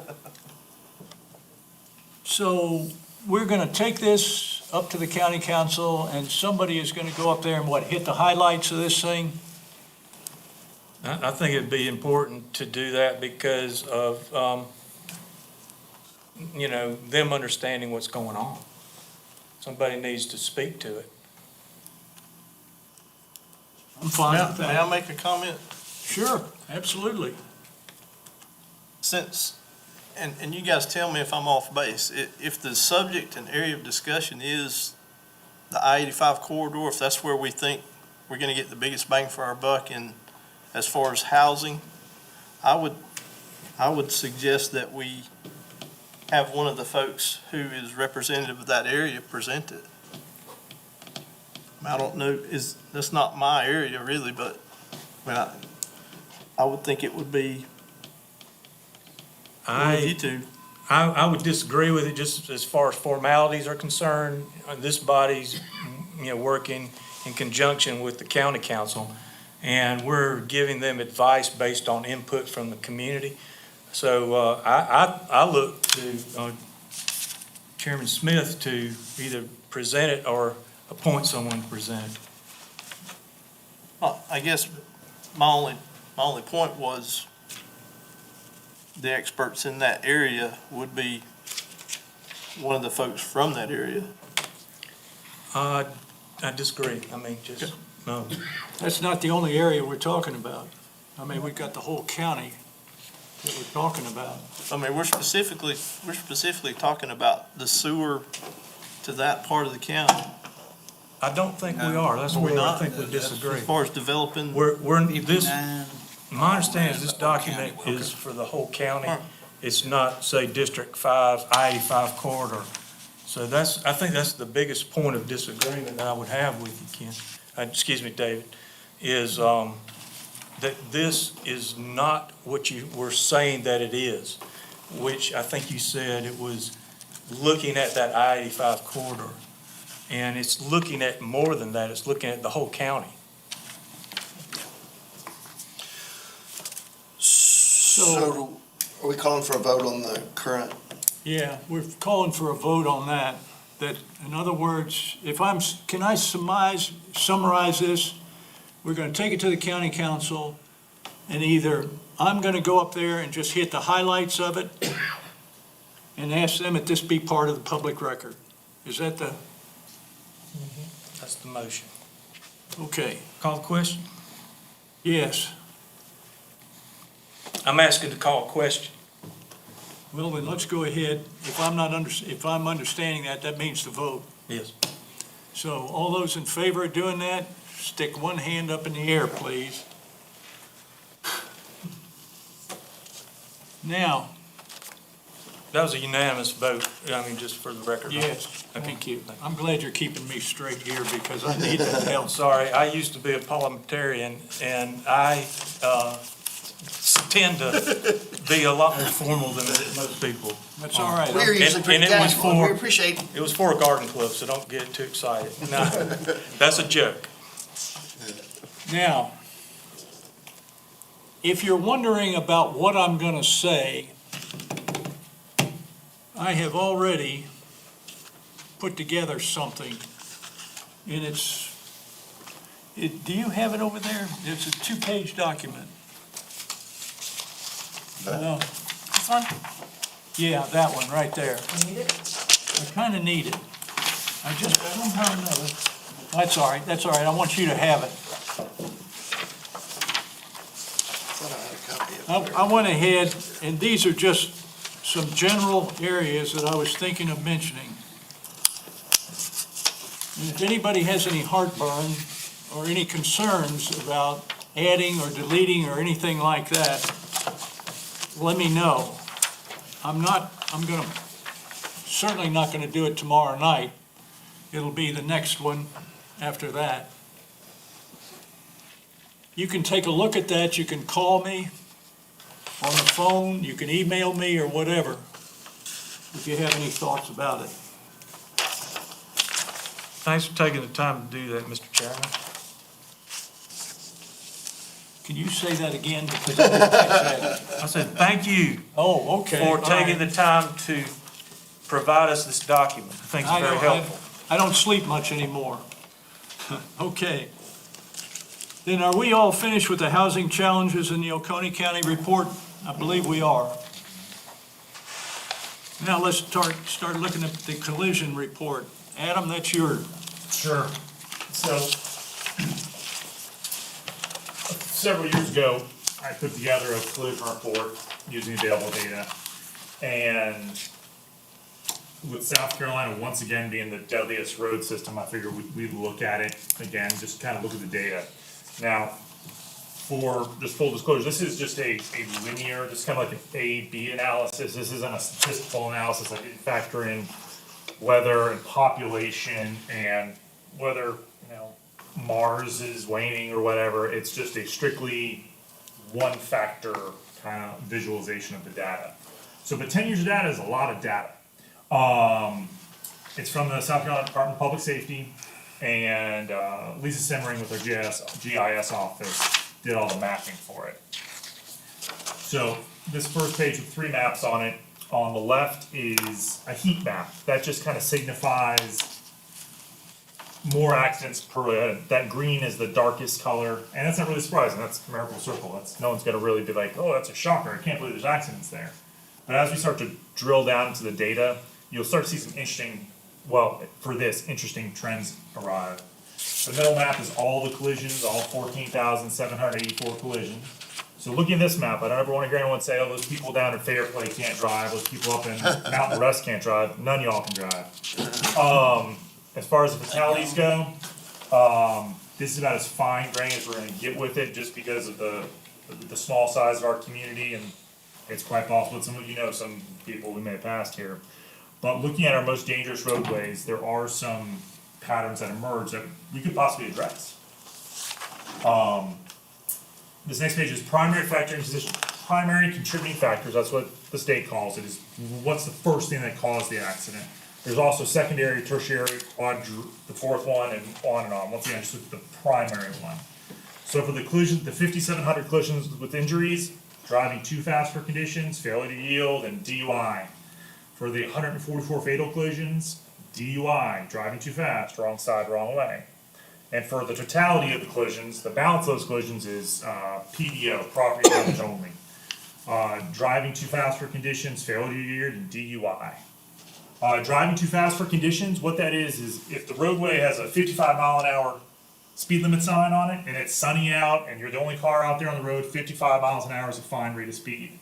That same road, if it's raining, it's nighttime, there's snow on the ground, 55 miles an hour is driving too fast for conditions. So it may not be speeding, but it is going too fast for those particular conditions. Looking at the DOTs, just very kind of baselining it, the cost for collisions. This is from the DOT for property, medical, and loss productivity. This does not include pain and suffering and loss. So I just took these numbers and I applied them to the numbers that we have in the county, the 144 fatalities, the 5,700 injuries, and the 8,900 property damage only. That's a big number right there. That's $5.1 billion, right? Yeah, over 10 years. That's a lot of money. I know that's a lot of that's lost productivity, but a lot of it's not. Y'all, anyone's here been in the doctor's office, that's a lot of money people have spent doing that. So just from a purely money point, that's a lot of money. Looking at the primary contributing factors for all collisions, driving too fast, failure to yield, DUI, and then there's also a lot of other ones too. I just stuck with the top 10, there's 50 or so, but just looking at the top 10, and you all can kind of look through these as we go. This is for the non-fatal injury collisions, we went over there, but then disregarding size, wrong side, wrong way. Medical related, with the aging of our population, this number is going to go up. That could be like a heart attack, stroke, seizure, kind of thing. And fatal collisions, we saw this, I really think those wrong side, wrong way collisions, that's a head-on, it's such a violent collision, that really looking at failure to yield right away, is also probably one of the top three. It's so close, and just because of the violence of the wrong side, wrong way, it kind of skews off a bit. Looking at, these are injury collisions. This is taking out the property, the 8,900 property damage only, and the 144. You start to see some things pop up here. Frankie, this is your road right here. I think this is the Coffee Road right here, and that is a tiny road for having that many collisions. I run most of them on the road. Yeah, I mean, that's probably your fault, right? But looking at and then some other places that kind of pop up, and this is Cherry Road over here.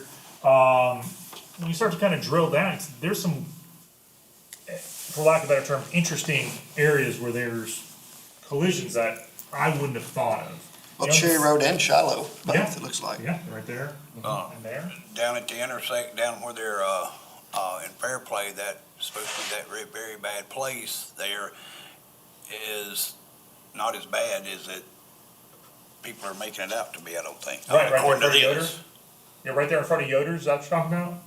Well, around the Love gas station, Yeah, where they, okay, over that's there. not as bad, I mean, it's bad that we have wrecks at all, but, you know, it's not like Shiloh Road up here. Oh, yeah, for sure, that's a good point. Well, the reason for that would be is because in front of Love's, it stopped. It ain't moving. Well, a lot of that on Shiloh Road, that's why they have the accident that stopped. Can you stay on that map just a second? And I don't mean, I apologize for interrupting. The, going north on the old Clemson Highway there at the food line, I mean, it's solid green. Oh, yeah. You know, that is the new corridor getting up to Kiwi Key and getting up to Cliffs Falls South. You have a lot of That- senior that- drivers. Load on that road to have so much residential in it, I can't believe that we as a county are not looking at that road as far as what can we do. And that's barely wide enough for two cars. I mean, as much residential Yeah. that offloads onto that road or is on that road. And we can certainly look at that, and that's kind of part of this analysis is that we can start bringing ideas. I mean, the point of bringing this is to show you all the data, but also there's some solutions towards the back of this. So we can certainly, present that to council as well. Also, everybody's saying that Shiloh Road is the new corridor going to Anderson. You know, that's gonna be the weighted corridor getting down and across. So To this is a avoid really strong map. And just because, once again, because of the small size of our community overall, if you're interested in a little finer grain map to look at stuff, we can certainly do that privately. I just didn't want to publicly kind of put that out there. So then I just took the three and I want to look at them over time. Are accidents increasing or decreasing? This is the three most frequent causes for all collisions in the county. So driving too fast, failure to yield, and DUI. This gray line is called a trend line. That's just a very simple, it started here, where's kind of the average of it out there? So driving too fast is increasing. Failure to yield is increasing. DUI looks like it's about dead even over time, so that's not really a good thing either. Even though it's not increasing, it's just not a good thing either. And of course, we do this for all 50 of the causes. I just, for the sake of brevity, and kind of. So if we take that number and divide it by the population, does it indicate on a per person basis that it's increasing or not? So no, so that's a good question. No, I did not look at this as a population increase, kind of look at that, where we've increased 20,000 people over that time. Is it really just decreasing and the data shows it's skewed? Maybe per capita versus total. Right, so I'm just looking at just the strict number of accidents. This is the fatal collisions. And looking at the heat map, like, look down here, we're at 2911 meetup. I would have not thought, I knew 11 was a dangerous road, but looking at this many collisions right here. And then once again, looking over here, what is this, Wells? And over here. Now, some of the hotspots that pop up, such as up here near Kiwi Key and over here up 11, some of those are wrong side, wrong way. That kind of skews the data. And not to make light of it, but it's an outlier in some cases. And then also, again, once again, your Coffee Road here, Frankie, it's got fatalities on it over 10 years, and I just would have not thought that. That's the new Indianapolis Speedway. What is the green hotspot, the big green hotspot? Is that Shiloh Road over here on this other side? Yeah, I believe it is. That's crazy. And it's all in a very concentrated area, so I would guess, without drilling back to the data, there's at least one wrong side of the road accident. Oh. Just because it increases the number. But, there's railroad tracks there, there's all sorts of stuff to hit. I believe it was 153 accidents, 144 collisions. 153 collisions, 144 fatalities. South Carolina is the deadliest road system in the country, and Greenville County is the deadliest county, so watch out. I think if there was any responsibility for this county planning, it's to look to the future of those roads.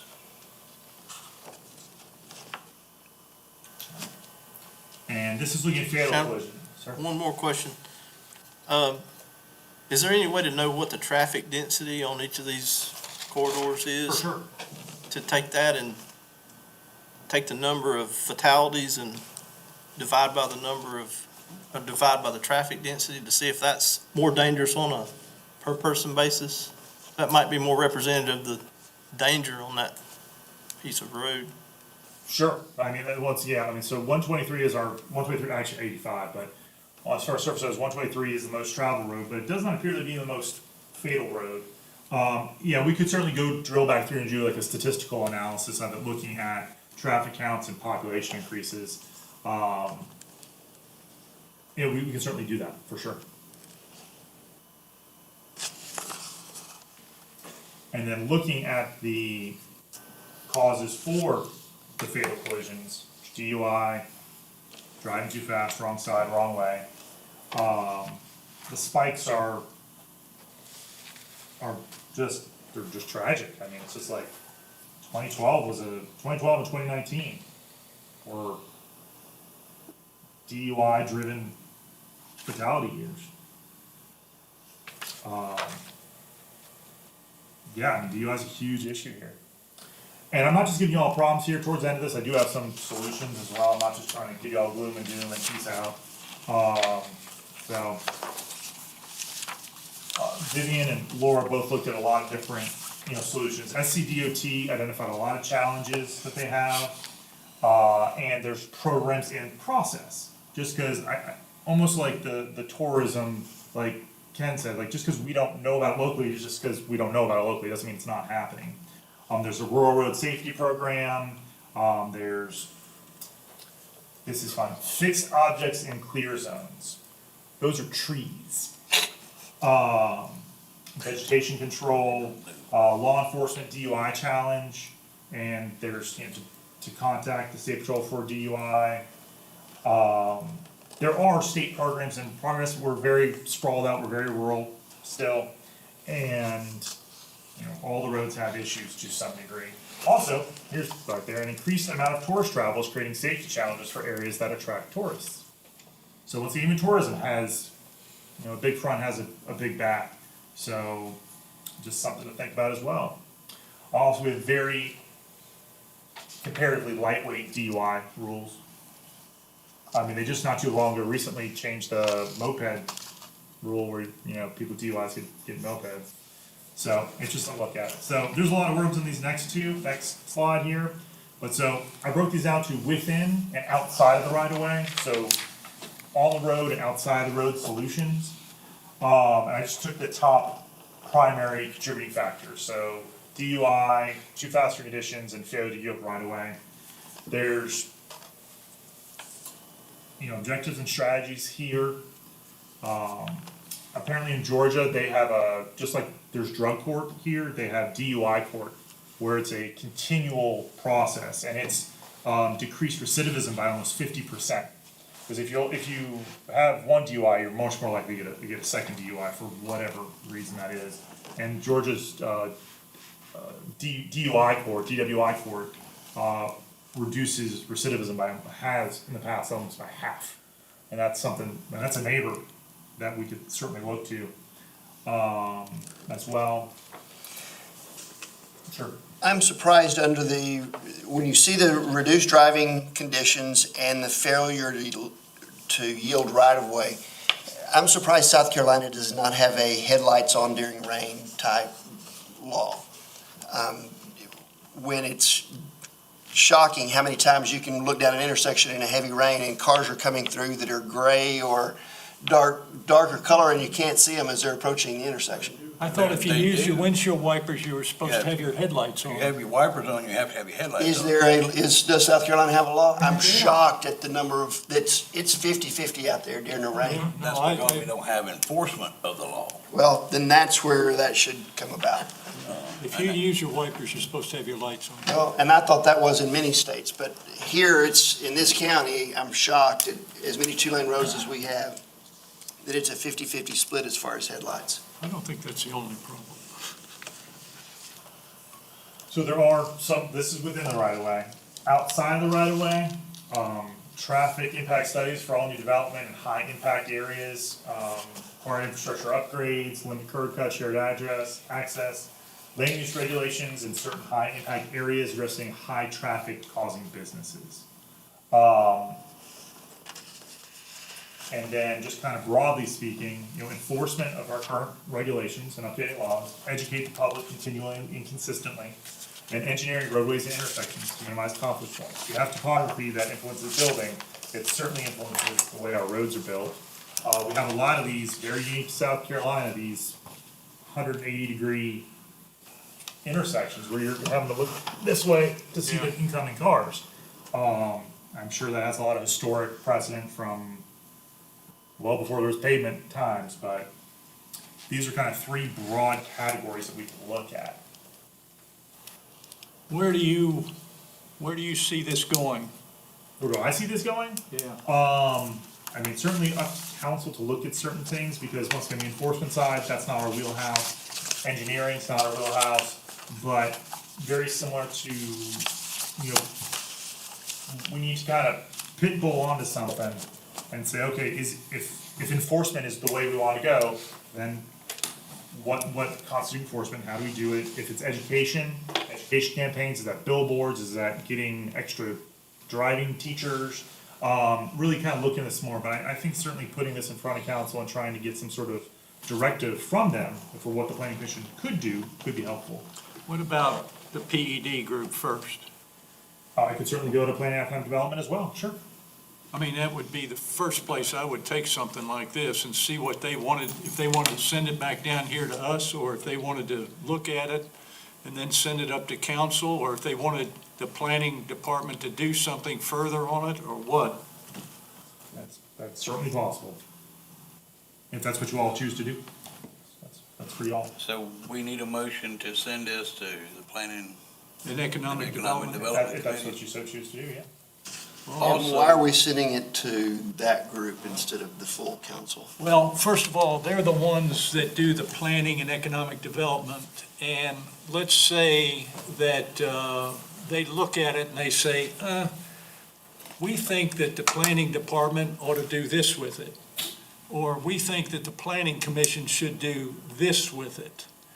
Rather than take it up to the full county council, I mean, this is their wheelhouse, planning and economic development.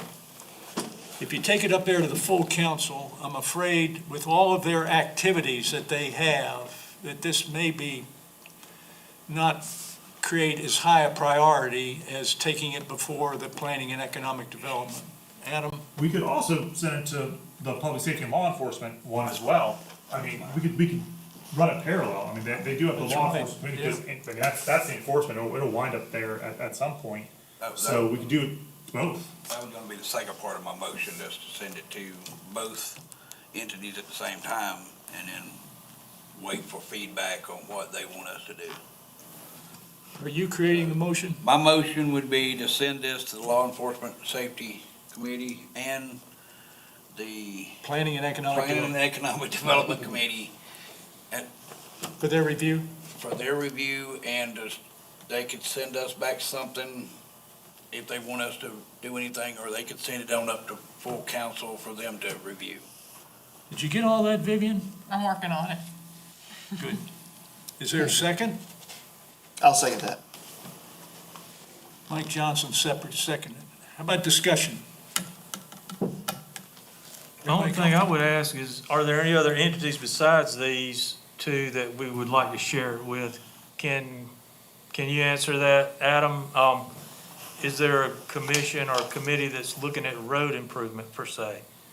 We have our C-Fund committee, we do have our roads, but I think the overall, I think looking at the two committees as going to, could be, let's just start there. Maybe they may want to send it somewhere else.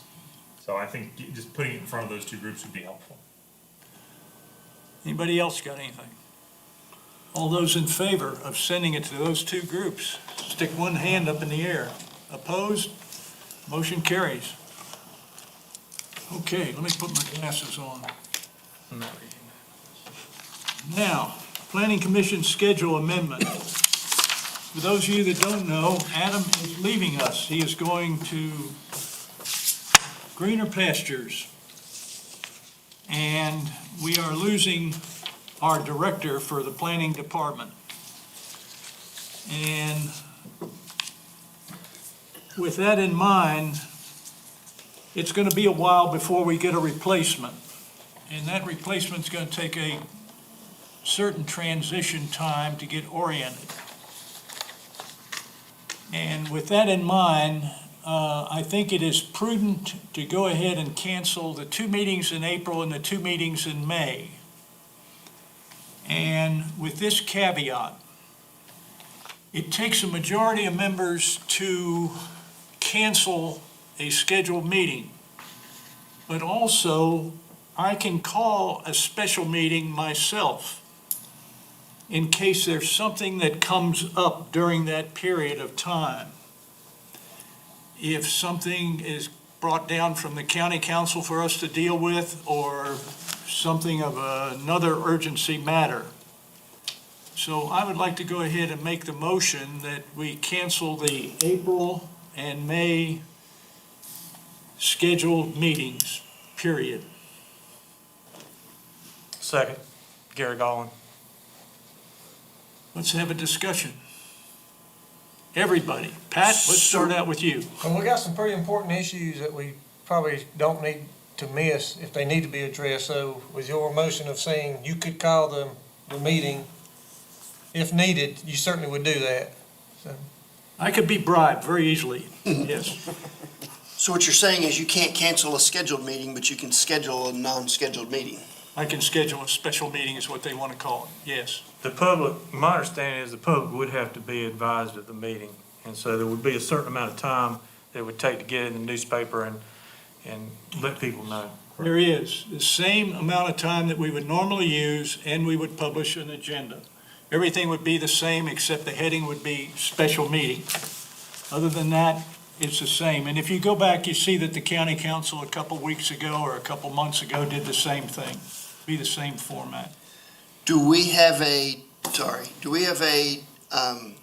time frame as to when interviewing is going to start taking place and things like that? An expectation from council as to, or whoever? Oh, so it's because it's a staff position, Ms. Brock will, be the hiring team for it, and whoever else she wants to. I know that we've received a few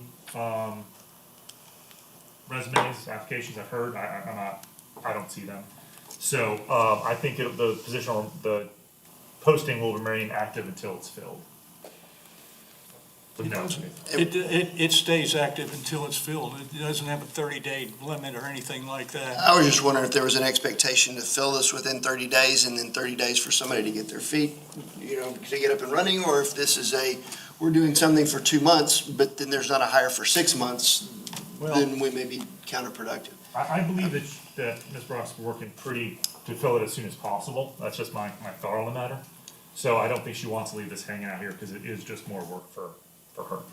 I know that staff right there has a lot of responsibility outside of listening to us talk for 2 hours. This is the balance of the planning department. And so I'm for saying, let's let them get up to speed. The other issue too is, they're very involved in the budget process at this time. And, well, Amanda and her group. So they're very, very busy with that. And, yes, So I just wanted to ask one question since we're discussing. I just wanted to understand, why is it that we couldn't have one meeting a month? Is it because of the resources from staff that can't support it? I mean, if that's the case, so be it. I just want to make sure that we're canceling because of some specific reason of the inability to support a meeting. Because we don't have to we don't have to go through the trouble of scheduling them if we have one scheduled a month already. That effort is already, that effort's already been covered. If the meeting is pre-scheduled, it's pre-advertised. So I was just wondering, why did we go from 2 meetings a month to 0 as opposed to 2 to 1? And I mean, it may be the staff can answer that question. Sure, it is just staff time, so putting together the meetings is, it clearly is more than just the time we spend here, and then fielding questions from the public and putting stuff together. So for instance, that traffic report, like, I know Lisa spent 10 hours with the GIS data, I know between Lauren and Vivian, they're 10 hours into it, and I'm at least 30 minutes into it. So, I mean, there's, especially for any of these reports, papers, or any kind of materials that you all want, there's time that goes into it for sure. And I think that's the biggest constraint, is that because we do the planning commission, we also do the ag board, the board of zoning appeals, emergency services. I do rescue. Rescue squad, and then all the site plans, floodplain management, zoning administration as well. And we becomes Vivian. Yes, and we become Vivian. yeah, I We mean, also have the code enforcement section, that we don't have a code enforcement officer at the time, so all those complaints are still coming in. So we're going from a 4 office to 2 office. yeah, this is, in the transition, when that person comes in, I mean, they have to give 2 weeks' notice when they leave the job. They have to move here, get situated, and then trying to figure out his job. It's gonna be like drinking from a fire hose. It's gonna be a challenge. So basically, you were saying we just need to cancel all meetings until 6 months after they hire a new, planning No, I'm director? not saying that. I don't know how fast that person is. I don't know what their Just saying the background next is. 2 months, I think. It's, One of y'all might be great at it, by the way. Your motion is for the next 2 months, right? 2 months, that's all. That's all. Next 4 meetings, and then if something comes up, I can call a special meeting. Mike, while you're on that point, could you give me an example of what it would take for you to feel like you were gonna have to call a special meeting? Let's say that county council came down and said, I'm just pulling this topic out of the thin air. Let's say that they started talking about stormwater management, because we were talking about sewers and how they're overflowing during rain periods in certain areas. And let's say that they said, we want the planning department to deal with storm water management. Then we're getting direction from up above, so we would have a special meeting and we would start dealing with that. Now, how we would get the support, somehow or another, we'll figure that out.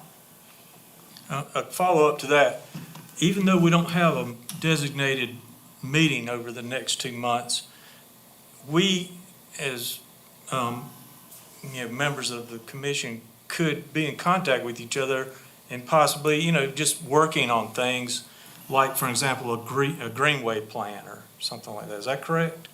You can do that, and again, if 2 people get together, it's not a meeting.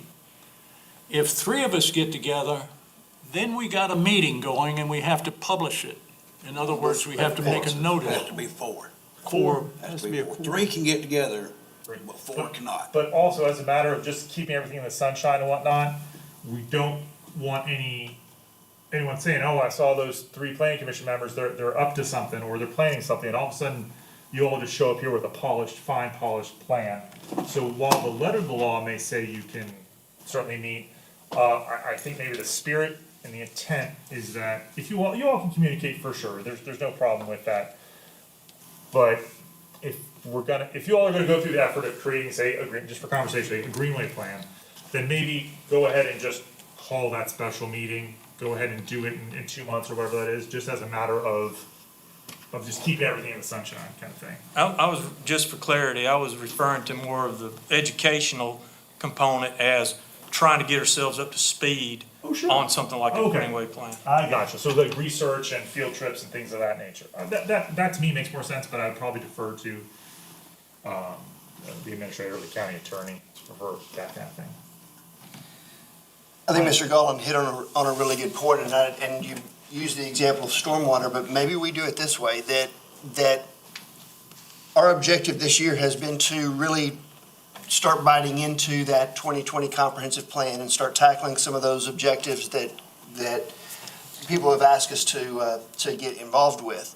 However, at every one of these meetings, we dump a lot of work on, oh, could you get us this and come back? Could you get us this information and come back?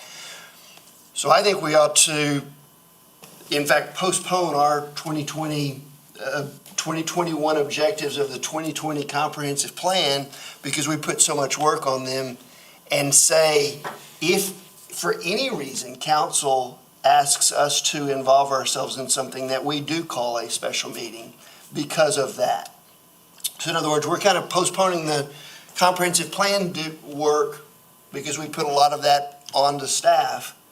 And yet, if council asks for us to get together for any reason, that we get together for that reason.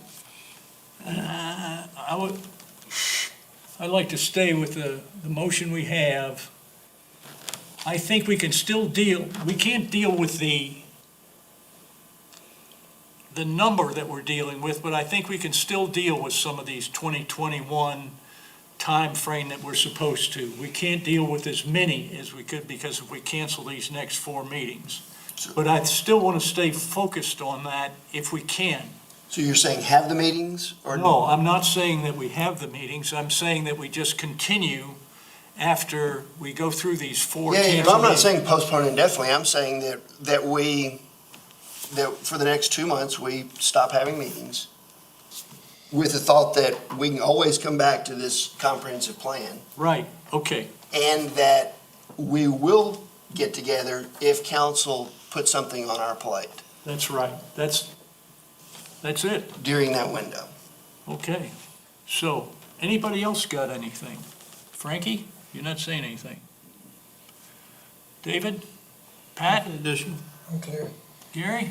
Gary, you're looking Well, at that book just for and that's scaring clarity, me. I would just voice that we're talking about discontinuing our meetings until the June 7th meeting. Yes. Okay, I just want to get that date in people's mind.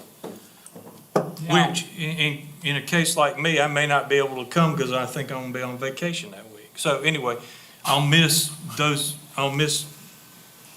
just saying that with this delay, there could be other delays from members making it in to the next meeting, and that makes it even longer. Is there a legal reason why we can't do this? When I talked to David, he said, since it's a scheduled meeting, you have to have a majority of members agree to cancel the meeting.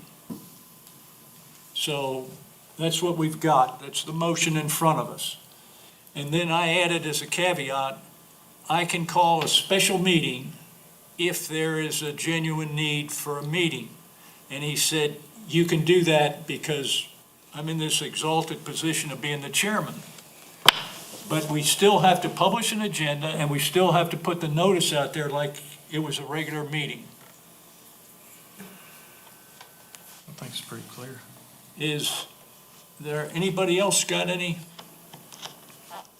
Well, let's have a vote then. All those in favor of the motion of canceling the next 4 meetings for May, the 2 in May, 2 in April. It's April before May. Signify by raising your hand, one hand. How many has that got? 1, 2, 3, 4, 5. All those opposed? 1. And abstaining? Abstain. 1 man abstaining. It is pushing 7 o'clock. Is everybody comfortable with hanging in there for the next agenda item? What's the next item? I just want a point of order, please. Based on what I've read recently, and I've gone through some orientation and training, my understanding is that we are not to abstain in our voting. I abstained one time. I had to sign a release saying that I was, agreeing to, Nay. okay. He voted. And you can change your vote before before the chair says what the result of the vote is. But anyway, I hope I'm not getting unclear. We're not supposed to abstain. If we want to, we just don't, if we don't agree, we're supposed to. Let me run this by David, because we use a different set of rules. And that's not according to Robert's Rules of Order. You can abstain, but from the readings that I've had lately, and maybe Adam can clear this up for us, you're supposed to, what is the word? Recuse. Recuse yourself. If you abstain, like David just did, they're taking that as you're recusing yourself, and to recuse yourself, you have to be able to say why it is that you can't vote yes or no. So that is my understanding. Somebody could clear that up if they want to. For the record, Yes. I vote nay. I don't have a reason for recusal. You have a refusal form, but okay. All right. Frankie, you're up. All right, item 11 was the planning commission meeting time discussion. I've had several people mention moving our time back to 6 o'clock. They can't attend meetings, can't get here. They don't like walking in the door late. I know a lot of the members here work and they don't get off till 5 o'clock, or they have to leave their jobs early to get here to a meeting. And when we set this back to 5 o'clock, at that time, we had said that if at any time it was seen that it was needed to be put back at 6, we would do so. So I'm just requesting that we have a discussion about this. We maybe not necessarily have to vote now, since we're not having meetings for the next 4 months or 2 months. But this is something we need to bring up by the time our next meeting happens. I mean, we had people here last meeting that wanted to speak but didn't get in the meeting. They got in the meeting late because they, or at least one of the ladies told me back there, said she wanted to speak, but she didn't get to the meeting till after we'd already started, and we started a meeting and didn't have to comment like we did before. So, I mean, Do you want us to, you want to put it back on the agenda for the next meeting, scheduled meeting we have? for a vote, yes. Tonight, I just wanted to let everybody know that I'd had those discussions with other people. And it's just something we need to consider about moving it back to 6 o'clock. That way the people that, that work won't have to get off of work or early, or they can come on in here. The ones that are citizens that want to come to our meetings, some of them that work, they can get here by 6 o'clock if they work till 5. Would they promise to come? Well, that lady was already here, so, and I know I've had a councilman ask. Can't go the other way, can it?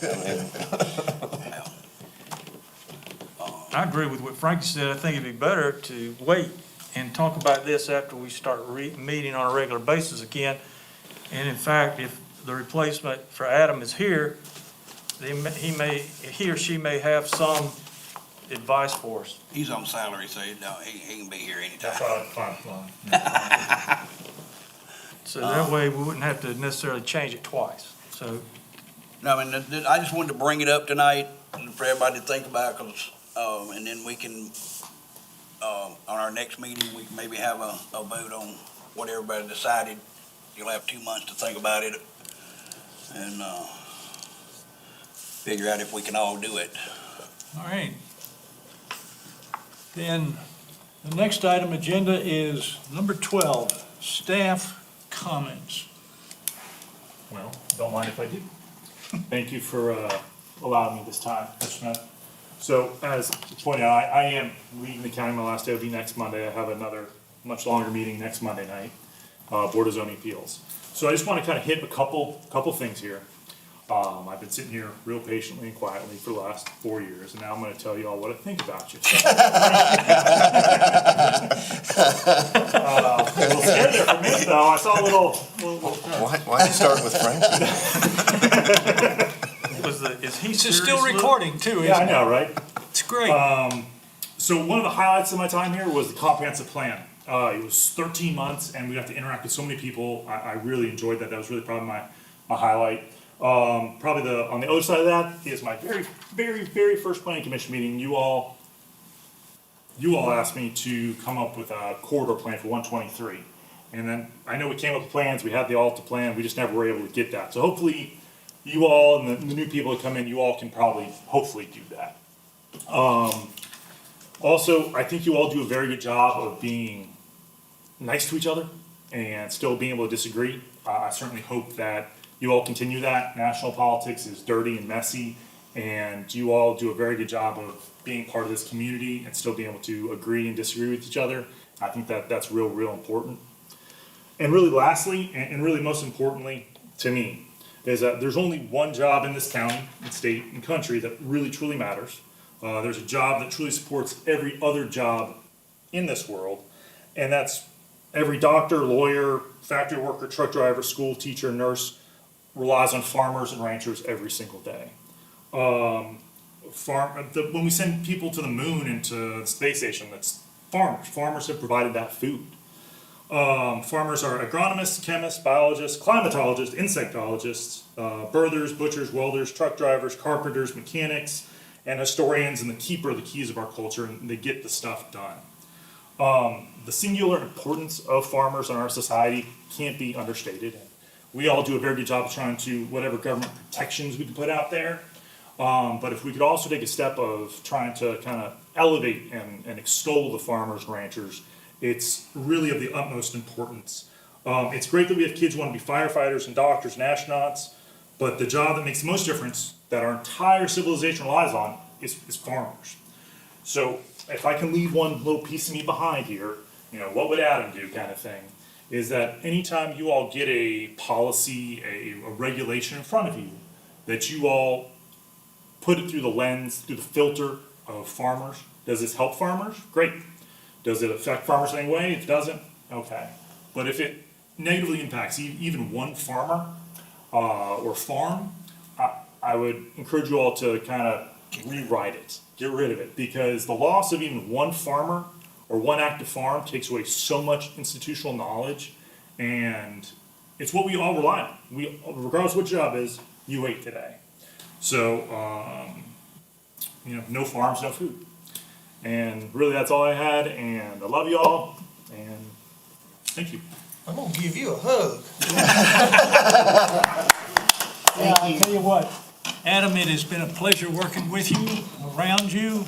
We appreciate your patience and the time and the effort that you have put into this job, into this county.